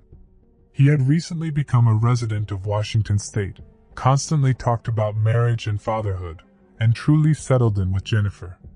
Police also tracked the missing Discovery credit card found missing from Rico's wallet, and the account was never assessed or operated at any time following October the 10th. Meaning that if Rico escaped, the funds he would most certainly need to execute such a scheme came elsewhere and not from personal wealth. Taking into consideration the skill and resourcefulness needed to pull off such a feat, the improbability of faking a mental collapse seen in the selfie videos, and coincidental contrast of Rico's recent attitudes towards life, the idea that Rico stays at his appearance and escape thereafter is highly implausible. Before we divulge our hypothesis of Rico's mysterious disappearance, we want to make known our conclusions presented in Cold Case Detective. Our purely logical speculation based on evidence, circumstance, and factual subtext. We are only privy to the same information presented in each video, and we do not attempt to promise certain or an expert guarantee on the findings we reach in the closing. We simply observe research and report. In this case, we believe Rico continued to relapse into substance abuse as a result of personal torment and extreme exhaustion. Found himself alone and free of scrutiny out in the wild after making a wrong turn on his journey and wandered into unknown territory where he most likely died hidden by the natural elements. All of his life, Rico dealt with the absence of a caring, nurturing father. Despite the physical and verbal abuse he sustained in his youth, Rico sought his father's approval and internalized his love for basketball. After he and his siblings moved in with their mother, Rico never quite broke off the relationship he had with Henry Harris. When Rico's basketball career fizzled out, and he turned to drugs and alcohol, Rico swelled the bubbling tension from a rough childhood. To make matters more complicated, Rico ran into his own father in jail after an arrest for public intoxication. These humiliations and unresolved conflicts took a psychological toll on Rico, leaving him with signs of undiagnosed depression, anxiety, and possibly bipolar disorder revealed by Jennifer after he disappeared. Taking a history of mental troubles into consideration, a relapse into substance use, and family or shortcomings would have put Rico in a very dark place on his drive back to Seattle after his attempts to tie knots on his past fell short, and failure created the wounds in his heart and mind to irreversible sizes. Thus, after staying awake for more than 2 consecutive days, the emotional instability caught up to Rico, and he ventured from the planned course. On his drive up north, he probably took a wrong turn that took him through the mountains of northern Sacramento and into Ramsey Canyon. Between the stop for gas in Lodi and parking in the lower side of Cache Creek Park, Rico found an outlet for drugs and alcohol and picked him up. Hard drugs are notoriously distributed throughout Sacramento and the surrounding regions, so it wouldn't be too tricky for a former addict to navigate and purchase. After he parked, Rico either consumed the drugs he had collected or experienced the side effects in full force. It's plausible he had taken either crack or methamphetamine throughout the trip anyways, stimulants that explain how he could stay awake and alert for so long. The drug reasoning comes from a vital clue found in the Nissan Shima after police towed the vehicle into evidence. Under the glove compartment below the passenger seat, investigators discovered a bundle of plastic wrap used specifically for drugs. Now the bundle in question was empty and contained no residue or drug paraphernalia but hinted at a recent inclination towards substance use. There were also 2 bottles of alcohol found, one empty and the other half full, also thought to be consumed by Rico. After the car ran out of power and gas, Rico wandered off from the lower side along the guardrail on the highway. He set his backpack and cell phone on the curb and walked down to the actual creek for a drink and cooled down where enormous footprints were found days later by the search teams. After spending time by the water, Rico found an easier way up the hill back to the road, a different place than where he'd left his belongings. While continuing to plot along Route 16, Rico was able to hitchhike and find a way into a small town or establishment where he could clean up and find something to eat. A couple vagrants in Clear Lake, California have said they recognized Rico buying drugs in the area once, but didn't have any details or further information regarding their testimony. The last part of this theory is quite cloudy. What Rico engages with throughout the next week is a complete mystery. But he avoids eyewitnesses and returns to the lower side in Ramsey Canyon, where his car was parked on October the 19th. It was this night when someone reported sighting a large African-American male walking in that direction, and police later confirmed it with more footprints in the immediate area. Rico was probably dropped off so that he could return to his car. But when he found it was hauled away, either went back to the vehicle that dropped him off or decided to stick the new friend freedom and march into the woods. What happened afterwards is the true meat of the mystery. As mentioned previously, Rico was hard to miss, and his profile didn't allow for much invisibility. Maybe he tripped into a sinkhole, or that camouflaged him from search and rescue. Maybe he took his own life in a deep part of the rugged forest regardless of details. Rico Harris was dealing with issues none of us can fathom or ignore. Whether it was a lack of sleep, a depressive episode triggered from recent events, or a combination of anxiety and drug use, Rico wasn't in his normal state of mind.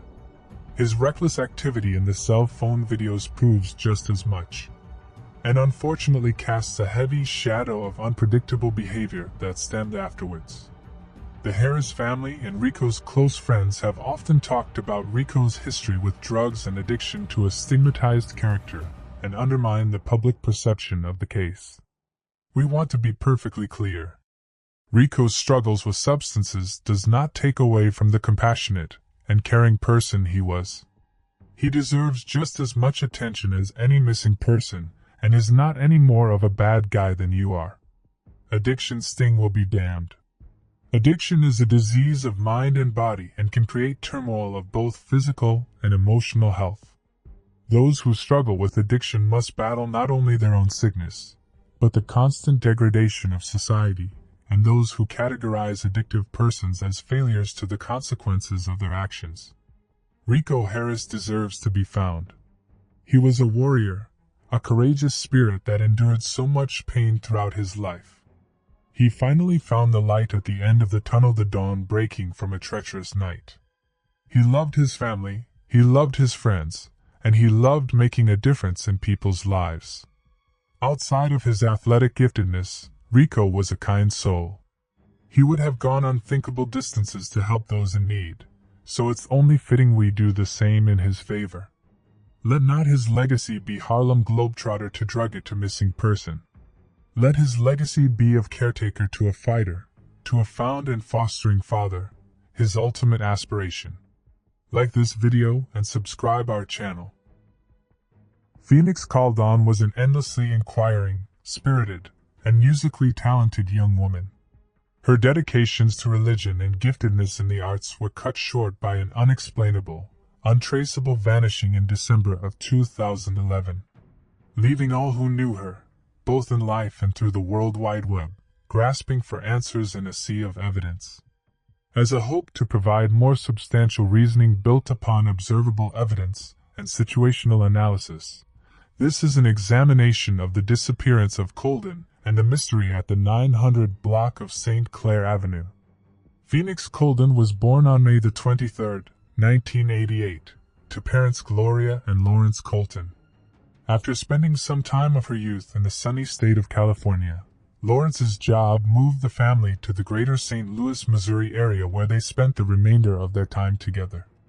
The Coldens moved into a residential neighborhood of Spanish Lake, a quiet and middle-class suburb where Gloria and Lawrence would commit to raising their bright and beloved daughter. From an early age, Phoenix was raised in a world surrounded by church and Christian values. Her parents kept a close eye on her demeanor and social interactions, making sure she kept true to kindness, compassion, and respect.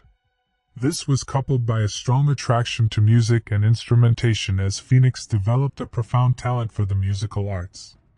Every Saturday morning, she would practice on the family's piano, quickly falling in love with the craft and finding a means in which to express herself. Phoenix's time at home increased when she entered middle school after her parents decided that she was better off in homeschool rather than attend a public institution. While it continued to shelter Phoenix from interacting with a different world than what she was accustomed to, she never batted an eye. Her enthusiasm for learning, knowledge, and participating in academics was second to none, and she excelled in all of her studies. When she wasn't doing coursework or making music, Phoenix was advancing her fencing skills, attending rigorous practices that led her to ultimate championing of the sport, as she retained the local junior fencing title. From 2007 to 2011, Phoenix attended the University of Missouri St. Louis, moving into an apartment with a friend.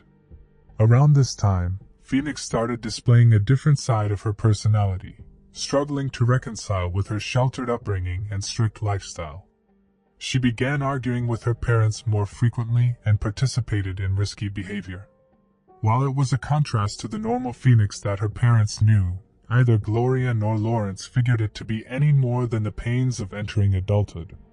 That is until May of 2011, when Phoenix returned home at the demand of her mother, and tensions skyrocketed. Throughout the next months, Phoenix's abnormal behavior hit an all-time high when she broke off her closest friendship with her longtime neighbor, Akira, after an argument forced Phoenix to admit she was uneasy about something in her life. Something that would not be cracked by either Akira or the Colden family. As the warmth of summer turned to the chills of winter, Phoenix's crisis worsened. Her parents and few friends described her as a different person. No longer was she the well-balanced, soulful woman with a great sense of humor, strong in her faith, naive about the world, and ambitious to live up to the world's expectations. Instead, she was a shell of her former self. Both Gloria and Lawrence Colton felt that their daughter's own soul was on the brink of returning.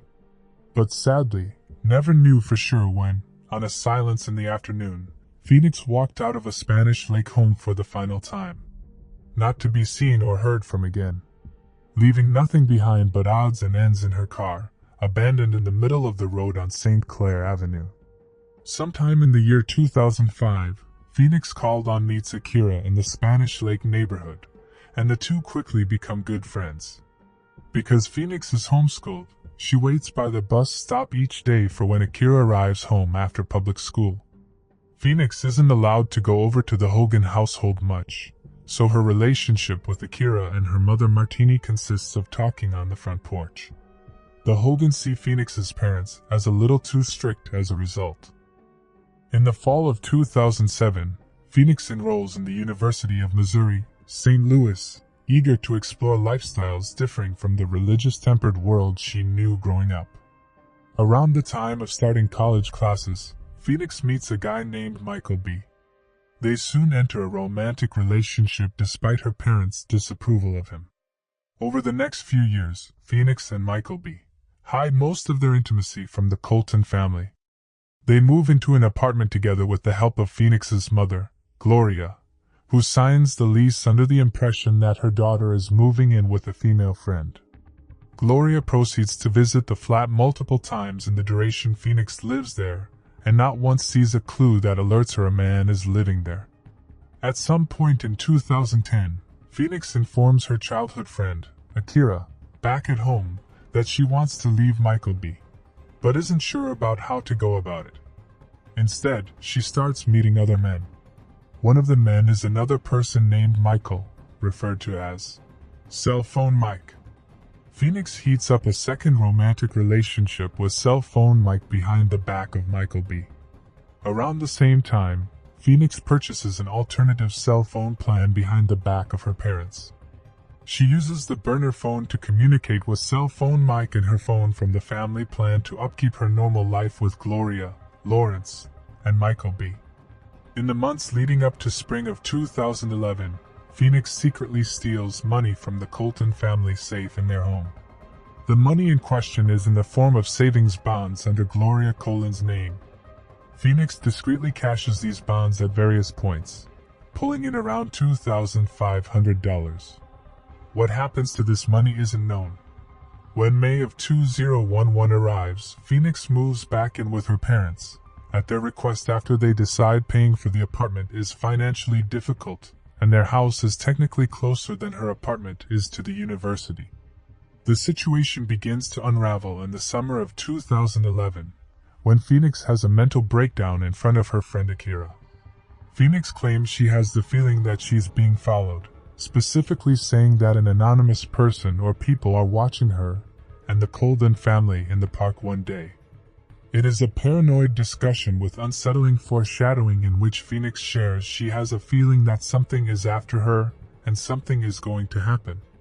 On November the 15th of 2011, Phoenix records a selfie video on her phone while she sits in her car, expressing the extreme frustration she has with herself and the emotional crisis she's in. Phoenix appears distressed and on the verge of tears, saying things like she wishes she could start over. She also recites an altered version of the Serenity Prayer. During Thanksgiving break later in the month, Phoenix meets with an old friend from her teenage years, Tim Baker. She confides in him that despite telling people she's at the university, she never actually enrolled in classes that semester. Given the secret from her family, Tim knows about the second burner phone and realizes Phoenix is living a double life and feels like she's hiding something from him too. Not long afterward, sometime at the end of November or early December, Phoenix has another fiery incident with Akira. This time, she argues with her best friend about petty little issues regarding their friendship and Michael B. It escalates when Phoenix reveals she carries a 10-inch dagger knife stored in the driver's side door of her car. Akira thinks Phoenix is just trying to intimidate her and claims she's done nothing wrong. After Phoenix hints that she's going somewhere to get away, Akira claims this mental state is totally abnormal for Phoenix and, like Tim Baker, feels that her friend is hiding something. Throughout the first weeks of December, Phoenix makes an increasing number of phone calls to her original boyfriend, Michael B., via her family plan's cell phone. On December the 17th, she engages in 10 separate phone conversations, ending with a 116-minute call unknown as to what it is about and if it played a role in the mind-numbing mystery about to unfold. At 9:34 a.m. on December the 18th, 2011, Phoenix makes a 2-minute phone call to a friend Rosie again using a family plan and cell phone. 5 minutes later, at 9:41 a.m., Phoenix makes a 6-minute call to Michael B. on the same cell phone as before. At 11 a.m., Phoenix attends the morning service with her mother, Gloria, at their usual church. Phoenix performs in the handbell choir and appears like her normal self to the congregation's pastor, Mark Miller. After church, Phoenix makes the last recorded call on her family plan cell phone to Michael B., a call that only lasts 1 minute with unknown details. Not much time passes before Phoenix and Gloria run an errand to the grocery store around 2 p.m. On the way home to Spanish Lake, Phoenix turns to Gloria and says, "Mom, we need to get back to the way we used to be." Gloria responds asking, "What do you mean, Phoenix?" And Phoenix says, "We just need to be more what we used to be like." Gloria figures the old version of her daughter is coming back. 5 minutes past 3 p.m. later that afternoon, Phoenix walks past her father silent yet determined. She hops into a black 1998 Chevy Blazer and backs out of the driveway. This is the last known sighting of Phoenix called on.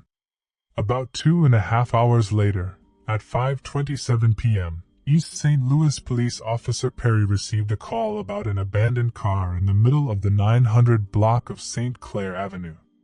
Officer Perry arrives on the scene in 8 minutes at 9:35 p.m.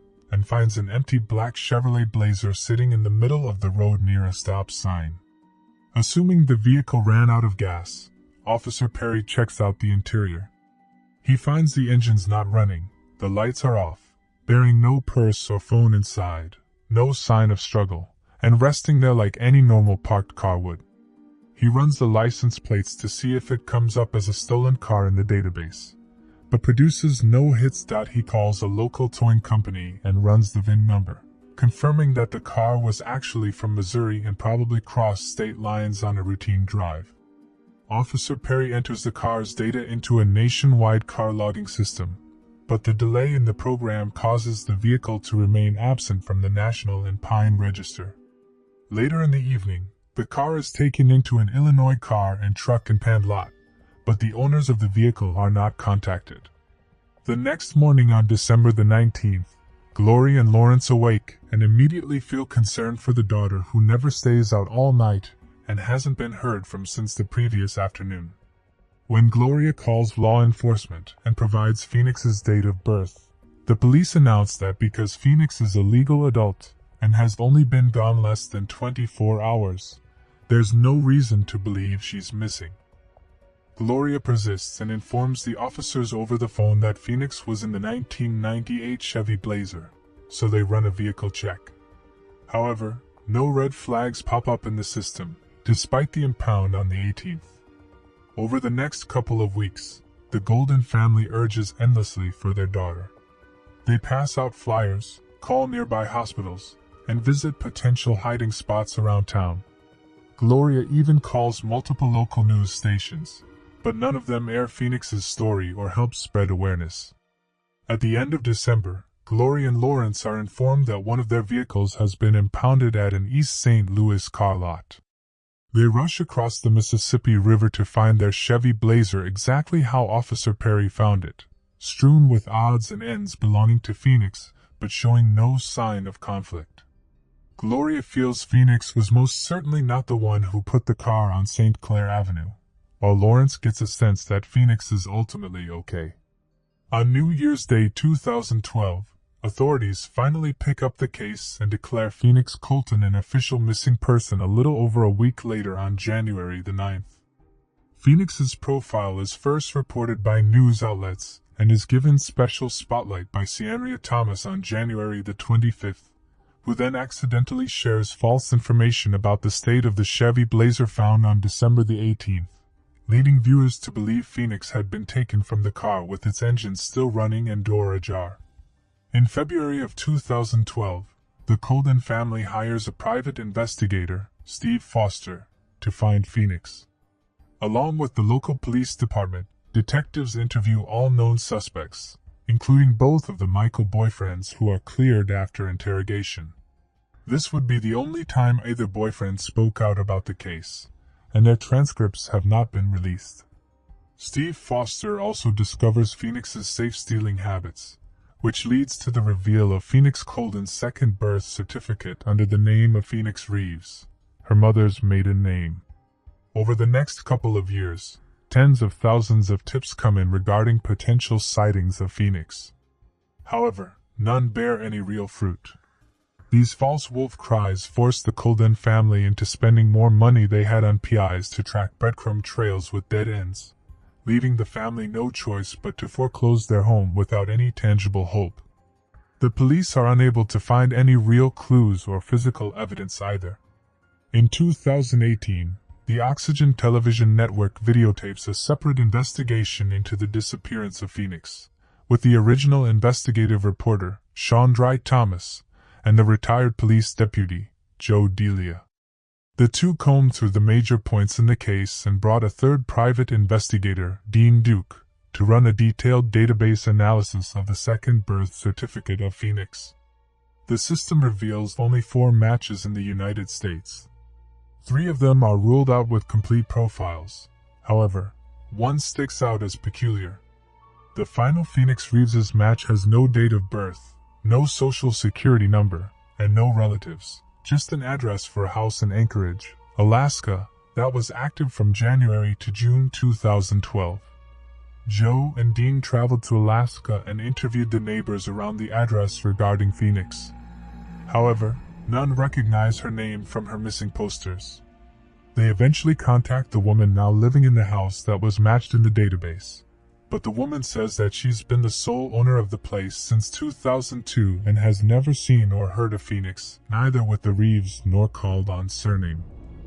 While both private investigators are convinced their suspicious profile is that of the real Phoenix called on, they have little else to go on. This is the most recent development of the still frozen solid disappearance. When looking across the entirety of Phoenix's cold case, there are plenty of curious items that could play a major role in the investigation. However, the one piece of evidence that provides the most critical information about Phoenix and her train of thought is the selfie video she recorded on November the 15th, 2011, just shy of 1 month prior to her vanishing. Unfortunately, the entire video itself has not been released to the public, but there are intriguing pieces of direct quotes from Phoenix originating from the video that we've collected for the case file. She starts off by claiming she got ditched by an anonymous person or persons. She follows up by saying, "This is ridiculous. I just want to start over. I just feel like I can't start the new me over." A few moments pass, and she continues with, "I don't know. I've got to see things for what they are. You know, like instead of thinking about it like that, see things for what they are." Phoenix trails off, saying a few inaudible lines before looking into the camera and reciting a version of the Serenity Prayer.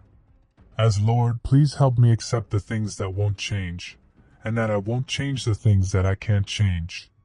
Further along the video, Phoenix explains that's why I don't like talking to people when I'm mad or whatever, because I say stuff that I don't mean. And that's when you learn to hold your composure. I want people to take me seriously. Due to the poor quality of the sound and a few moments where Phoenix was mumbling, it's hard to make out what she's saying.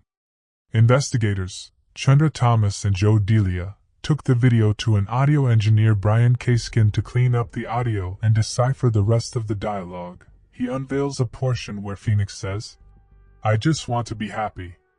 I feel so stupid because I let myself go a little bit. I probably would have been in a better situation if I would have stuck with how I used to be." She then proceeds to say, "Might as well ride in the back with the cops all up in here. The only person that won't let me down is me."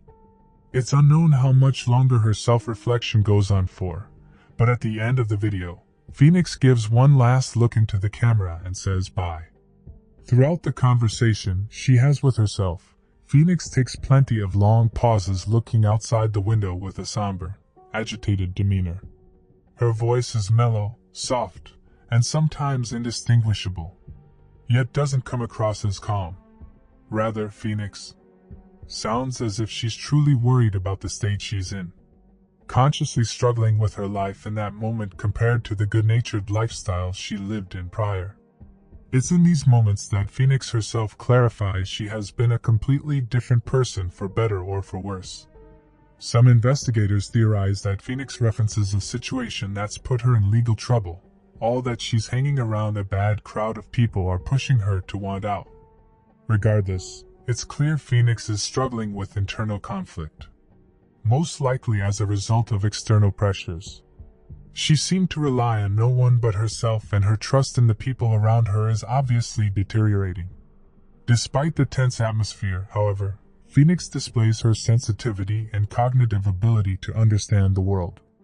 She's attempting to decipher the present by working through the past to hopefully set up a brighter future. Sadly though, the timing of the video and being so close to the disappearance leads all involved to believe her crisis played a major role in the events that mysteriously unfolded. The 7 years since Phoenix's cold case has entered the public sphere. The most discussed theory revolves around a possible human trafficking incident. When her disappearance was first reported, a rumor started that the 1998 Chevrolet Blazer driven by Phoenix was discovered on the 900 block of St. Clair Avenue with the engine running, the lights on, and the driver's side door swung open. This version of the story implies that Phoenix was most likely taken out of the car by a second party, and the Chevy was untouched. So who could have kidnapped Phoenix from her vehicle with a sudden force? Well, it just so happens that the 900 block of St. Clair U is positioned right next to the Interstate 70 highway, branded as the human trafficking highway of America. Not only that, but the area surrounding St. Clair Avenue in East St. Louis is notorious for high levels of crime, gang, and drug-related activity and human trafficking itself.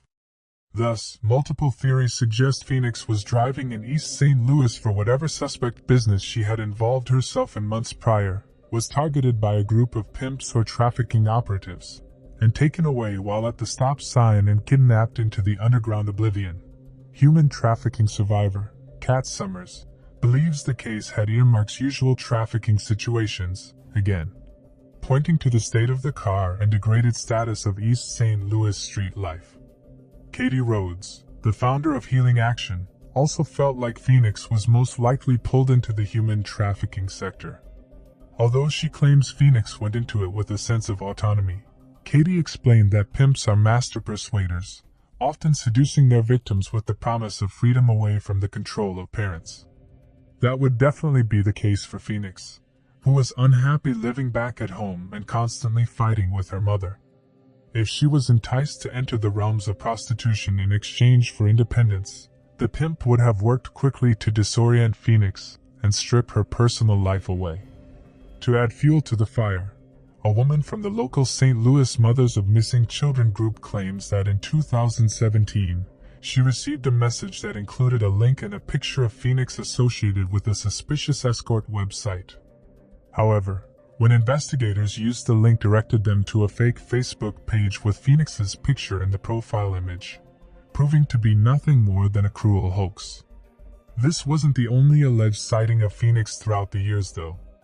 In March of 2014, an old friend, Kelly Fronaut, reportedly sees Phoenix on a plane going home from Las Vegas. Kelly was seated on her flight during boarding and looked up, catching a glimpse of a woman who appeared to be Phoenix with a group of women staring straight ahead. Kelly called her name, to which the woman looked up immediately and asked Kelly if she looked like someone. Kelly responded with the air, "You looked like my friend, Phoenix." But this woman kept going, never engaging with Kelly again. She was wearing a zipped-up jacket, nice jewelry, along with women all bearing the same likeness. There were 2 men in the group with them, pro football player types in the age range of 35 to 40 years old. When they landed in St. Louis, Kelly disembarked and went to Southwest Airlines service counter, saying she saw a missing person on the flight. Police came and combed through the airport but never found the woman thought to be Phoenix or her crew members. Kelly is adamant the woman was Phoenix, raising her confidence a 9 out of 10 during the Oxygen documentary series. There isn't much evidence to refute the possibility that Phoenix disappeared into the human trafficking trade due to the geographic tendencies and history of East St. Louis. Yet it's hard to accept this when the state of the Chevy showed zero signs of struggle. While there were a few odds and ends strewn about the interior of the car, neither Phoenix's purse nor cell phone was found, unlike the original report stated. The car was abandoned rather than broken into. Unless Phoenix was taken somewhere, and the car was dumped afterward, it's unlikely Phoenix was forced out. This then leads people to believe Phoenix was lured away by someone she knew and murdered. St. Louis, Missouri, is a top 5 city for violent crime in America, and many sleuths point to the boyfriend's situation and the secret nature of a double life outside of Spanish Lake. Michael B. was thoroughly investigated by police and early private detectives, and all parties are convinced he is innocent. While his alibi is unknown, Cell Phone Mike also makes sense as a suspect. In fact, Cell Phone Mike actually had a restraining order against him by a separate ex-girlfriend who claimed he was both emotionally and physically violent. Not only this, but during Christmas time of 2011, a week after Phoenix disappeared, the ex-girlfriend states that Cell Phone Mike took special interest in missing person cases around the area, specifically checking up on the status of Phoenix's case. After authorities reported it official, the ex-girlfriend confronted Cell Phone Mike about these interests. He said Phoenix had been a customer at the convenience store he worked at, ending with a shouting match in which he asked, "Why are you worried about someone that's dead?" The ex-girlfriend has since declared she is unsure if Cell Phone Mike was just assuming or knew for sure. Even with the 2 Michaels cleared by police, a potential murder makes sense when considering all of Phoenix's banknotes, cell phone records, and social media posts came to an abrupt halt the day she vanished. She found that she was being followed for months, leading up to the disappearance, and saw darkness on her horizon. The videos she recorded stemmed from a hypothetical sticky situation in which she found herself in trouble involving the police and more than likely a larger and known number of people. Taking it all into account, it makes sense to believe Phoenix's involvement with foes outside of her known social circle led her to illegal doings. Her use of the burner phone was used to navigate these operations, and on December the 18th, she went out to resolve a dispute, ending up a homicide victim at the hands of these anonymous connections. All that being said, police are aware of the second cell phone and haven't reported it as a piece connecting Phoenix to any criminal organization. And while it is possible that because the search is ongoing, law enforcement cannot unveil case details, there's just not enough observable evidence to indicate foul play is involved. There's no blood, no wanted suspects, and no DNA in a Chevy Blazer that belongs to anyone other than Phoenix, Gloria, or Lawrence Colton. Nevertheless, No theory can be completely ruled out with the bizarre events surrounding Phoenix's vanishing and life as a whole. Living two lives with one being a complete mystery to the people investigators have access to makes extracting leads and following clues a naturally tedious and borderline impossible task.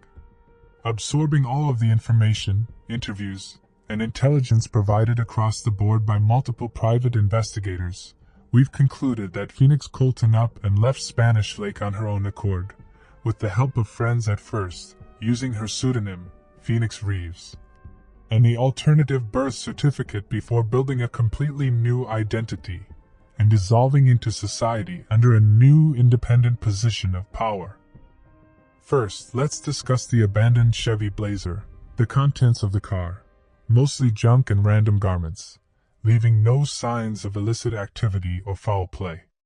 The collection agency notice regarding Phoenix's unpaid burner phone bill that was discovered makes people question why she would leave it behind so carelessly.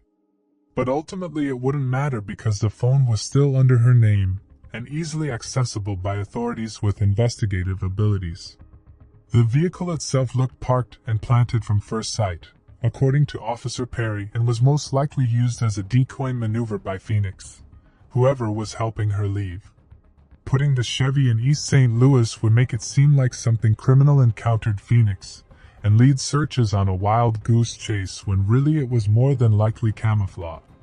Once the car was set up, Phoenix most likely had another person drive her away or had another car at the ready.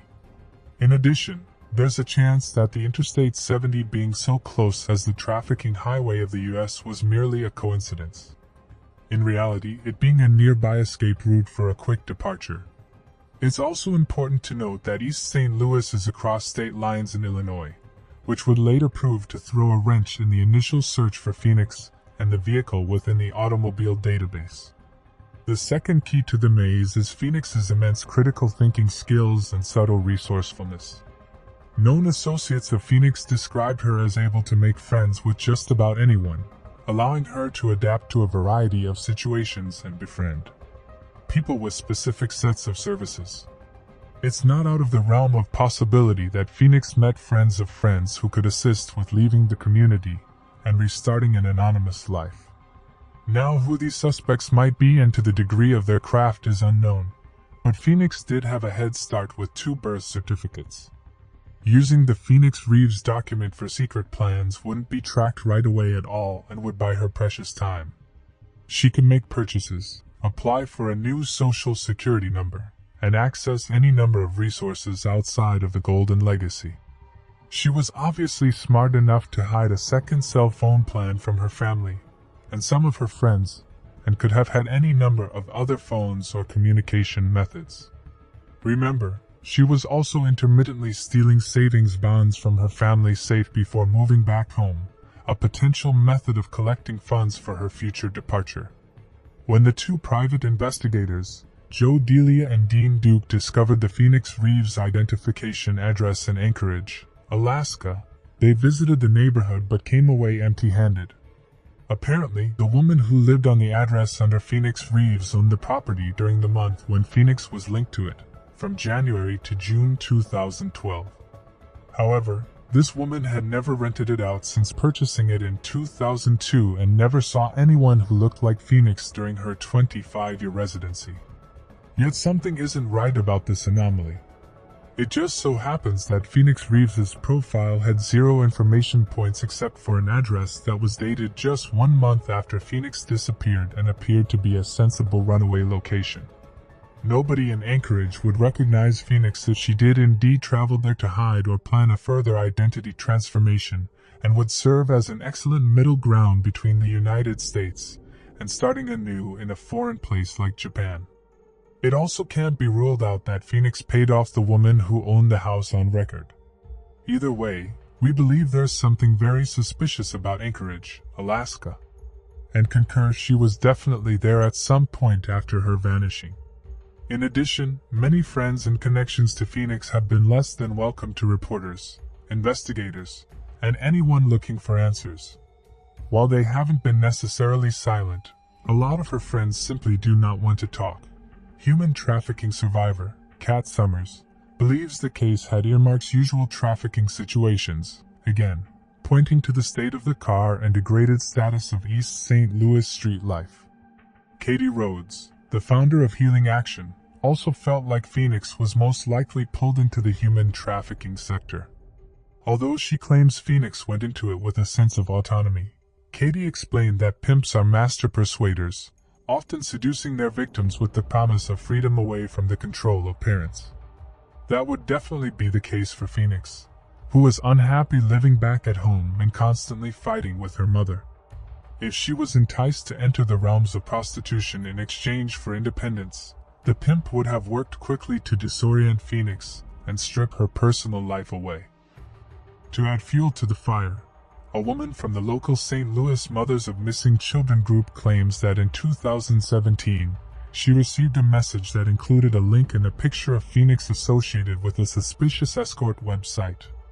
However, when investigators used the link directed them to a fake Facebook page with Phoenix's picture in the profile image, proving to be nothing more than a cruel hoax. This wasn't the only alleged sighting of Phoenix throughout the years though. In March of 2014, an old friend, Kelly Fronot, reportedly sees Phoenix on a plane going home from Las Vegas. Kelly was seated on her flight during boarding and looked up, catching a glimpse of a woman who appeared to be Phoenix with a group of women staring straight ahead. Kelly called her name, to which the woman looked up immediately and asked Kelly if she looked like someone. Kelly responded with the air, "You looked like my friend, Phoenix." But this woman kept going, never engaging with Kelly again. She was wearing a zipped-up jacket, nice jewelry, along with women all bearing the same likeness. There were 2 men in the group with them, pro football player types in the age range of 35 to 40 years old. When they landed in St. Louis, Kelly disembarked and went to Southwest Airlines service counter, saying she saw a missing person on the flight. Police came and combed through the airport but never found the woman thought to be Phoenix or her crew members. Kelly is adamant the woman was Phoenix, raising her confidence a 9 out of 10 during the Oxygen documentary series. There isn't much evidence to refute the possibility that Phoenix disappeared into the human trafficking trade due to the geographic tendencies and history of East St. Louis. Yet it's hard to accept this when the state of the Chevy showed zero signs of struggle. While there were a few odds and ends strewn about the interior of the car, neither Phoenix's purse nor cell phone was found, unlike the original report stated. The car was abandoned rather than broken into. Unless Phoenix was taken somewhere, and the car was dumped afterward, it's unlikely Phoenix was forced out. This then leads people to believe Phoenix was lured away by someone she knew and murdered. St. Louis, Missouri, is a top 5 city for violent crime in America, and many sleuths point to the boyfriend's situation and the secret nature of a double life outside of Spanish Lake. Michael B. was thoroughly investigated by police and early private detectives, and all parties are convinced he is innocent. While his alibi is unknown, Cell Phone Mike also makes sense as a suspect. In fact, Cell Phone Mike actually had a restraining order against him by a separate ex-girlfriend who claimed he was both emotionally and physically violent. Not only this, but during Christmas time of 2011, a week after Phoenix disappeared, the ex-girlfriend states that Cell Phone Mike took special interest in missing person cases around the area, specifically checking up on the status of Phoenix's case. After authorities reported it official, the ex-girlfriend confronted Cell Phone Mike about these interests. He said Phoenix had been a customer at the convenience store he worked at, ending with a shouting match in which he asked, "Why are you worried about someone that's dead?" The ex-girlfriend has since declared she is unsure if Cell Phone Mike was just assuming or knew for sure. Even with the 2 Michaels cleared by police, a potential murder makes sense when considering all of Phoenix's banknotes, cell phone records, and social media posts came to an abrupt halt the day she vanished. She found that she was being followed for months, leading up to the disappearance, and saw darkness on her horizon. The videos she recorded stemmed from a hypothetical sticky situation in which she found herself in trouble involving the police and more than likely a larger and known number of people. Taking it all into account, It makes sense to believe Phoenix's involvement with foes outside of her known social circle led her to illegal doings. Her use of the burner phone was used to navigate these operations, and on December the 18th, she went out to resolve a dispute, ending up a homicide victim at the hands of these anonymous connections. All that being said, police are aware of the second cell phone and haven't reported it as a piece connecting Phoenix to any criminal organization.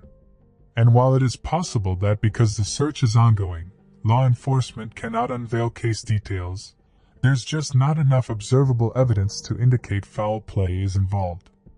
There's no blood, no wanted suspects, and no DNA in a Chevy Blazer that belongs to anyone other than Phoenix, Gloria, or Lawrence Colton. Nevertheless, no theory can be completely ruled out with the bizarre events surrounding Phoenix's vanishing and life as a whole. Living two lives with one being a complete mystery to the people investigators have access to makes extracting leads and following clues a naturally tedious and borderline impossible task. Absorbing all of the information, interviews, and intelligence provided across the board by multiple private investigators, we've concluded that Phoenix Colton up and left Spanish Lake on her own accord, with the help of friends at first, using her pseudonym, Phoenix Reeves, and the alternative birth certificate before building a completely new identity and dissolving into society under a new independent position of power. First, let's discuss the abandoned Chevy Blazer, the contents of the car, mostly junk and random garments, leaving no signs of illicit activity or foul play. The collection agency notice regarding Phoenix's unpaid burner phone bill that was discovered makes people question why she would leave it behind so carelessly. But ultimately it wouldn't matter because the phone was still under her name and easily accessible by authorities with investigative abilities. The vehicle itself looked parked and planted from first sight, according to Officer Perry, and was most likely used as a decoy maneuver by Phoenix, whoever was helping her leave. Putting the Chevy in East St. Louis would make it seem like something criminal encountered Phoenix and lead searchers on a wild goose chase when really it was more than likely camouflage. Once the car was set up, Phoenix most likely had another person drive her away or had another car at the ready. In addition, there's a chance that the Interstate 70 being so close as the trafficking highway of the U.S. was merely a coincidence. In reality, it being a nearby escape route for a quick departure. It's also important to note that East St. Louis is across state lines in Illinois, which would later prove to throw a wrench in the initial search for Phoenix and the vehicle within the automobile database. The second key to the maze is Phoenix's immense critical thinking skills and subtle resourcefulness. Known associates of Phoenix described her as able to make friends with just about anyone, allowing her to adapt to a variety of situations and befriend people with specific sets of services. It's not out of the realm of possibility that Phoenix met friends of friends who could assist with leaving the community and restarting an anonymous life. Now, who these suspects might be and to the degree of their craft is unknown, but Phoenix did have a head start with 2 birth certificates. Using the Phoenix Reeves document for secret plans wouldn't be tracked right away at all and would buy her precious time.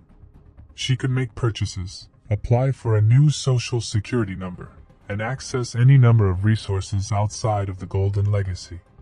She was obviously smart enough to hide a second cell phone plan from her family and some of her friends, and could have had any number of other phones or communication methods. Remember, she was also intermittently stealing savings bonds from her family's safe before moving back home, a potential method of collecting funds for her future departure. When the 2 private investigators, Joe Delia and Dean Duke, discovered the Phoenix Reeves identification address in Anchorage, Alaska, they visited the neighborhood but came away empty-handed. Apparently, the woman who lived on the address under Phoenix Reeves owned the property during the month when Phoenix was linked to it, from January to June 2012.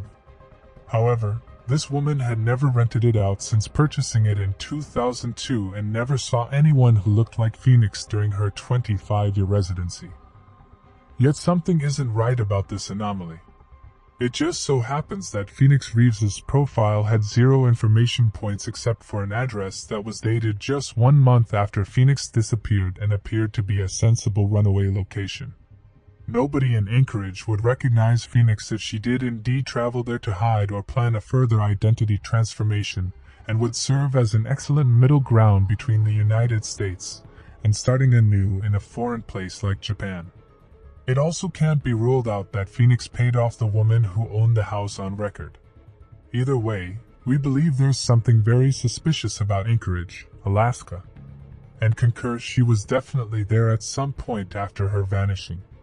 In addition, many friends and connections to Phoenix have been less than welcome to reporters, investigators, and anyone looking for answers.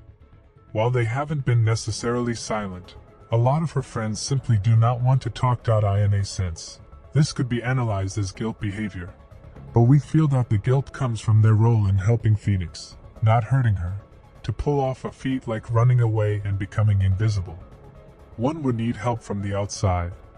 Phoenix could have been using her new acquaintances as assistants in disappearing, including someone like Michael B. Their phone conversations increased in the weeks leading up to December 18th and ended with an abnormally long 116-minute call on December the 17th. We theorized the 2-hour talk was a final discussion about the master plan, and the 1-minute call on the 18th was Phoenix altering the plan's initiation, seeing as though it was her final call on the family plan phone. Again, it's possible more calls were made on the burner phone, but without those records, it cannot be stated with 100% certainty. Finally, when drawing this conclusion, we must address Phoenix's emotional and mental state at the time of December 2011.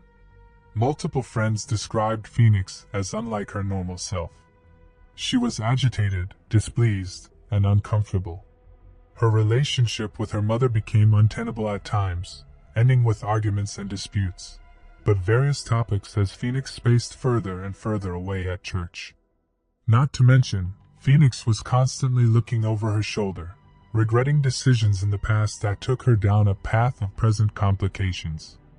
Most telling of all was Phoenix's spoken wish to start her life over, to reset her problems and return to the old version of herself. It's quite possible that she tried to do so in between November the 15th and December the 18th, with a couple of clues hinting at such efforts. However, it couldn't overcome the cloud of darkness that hung over her head.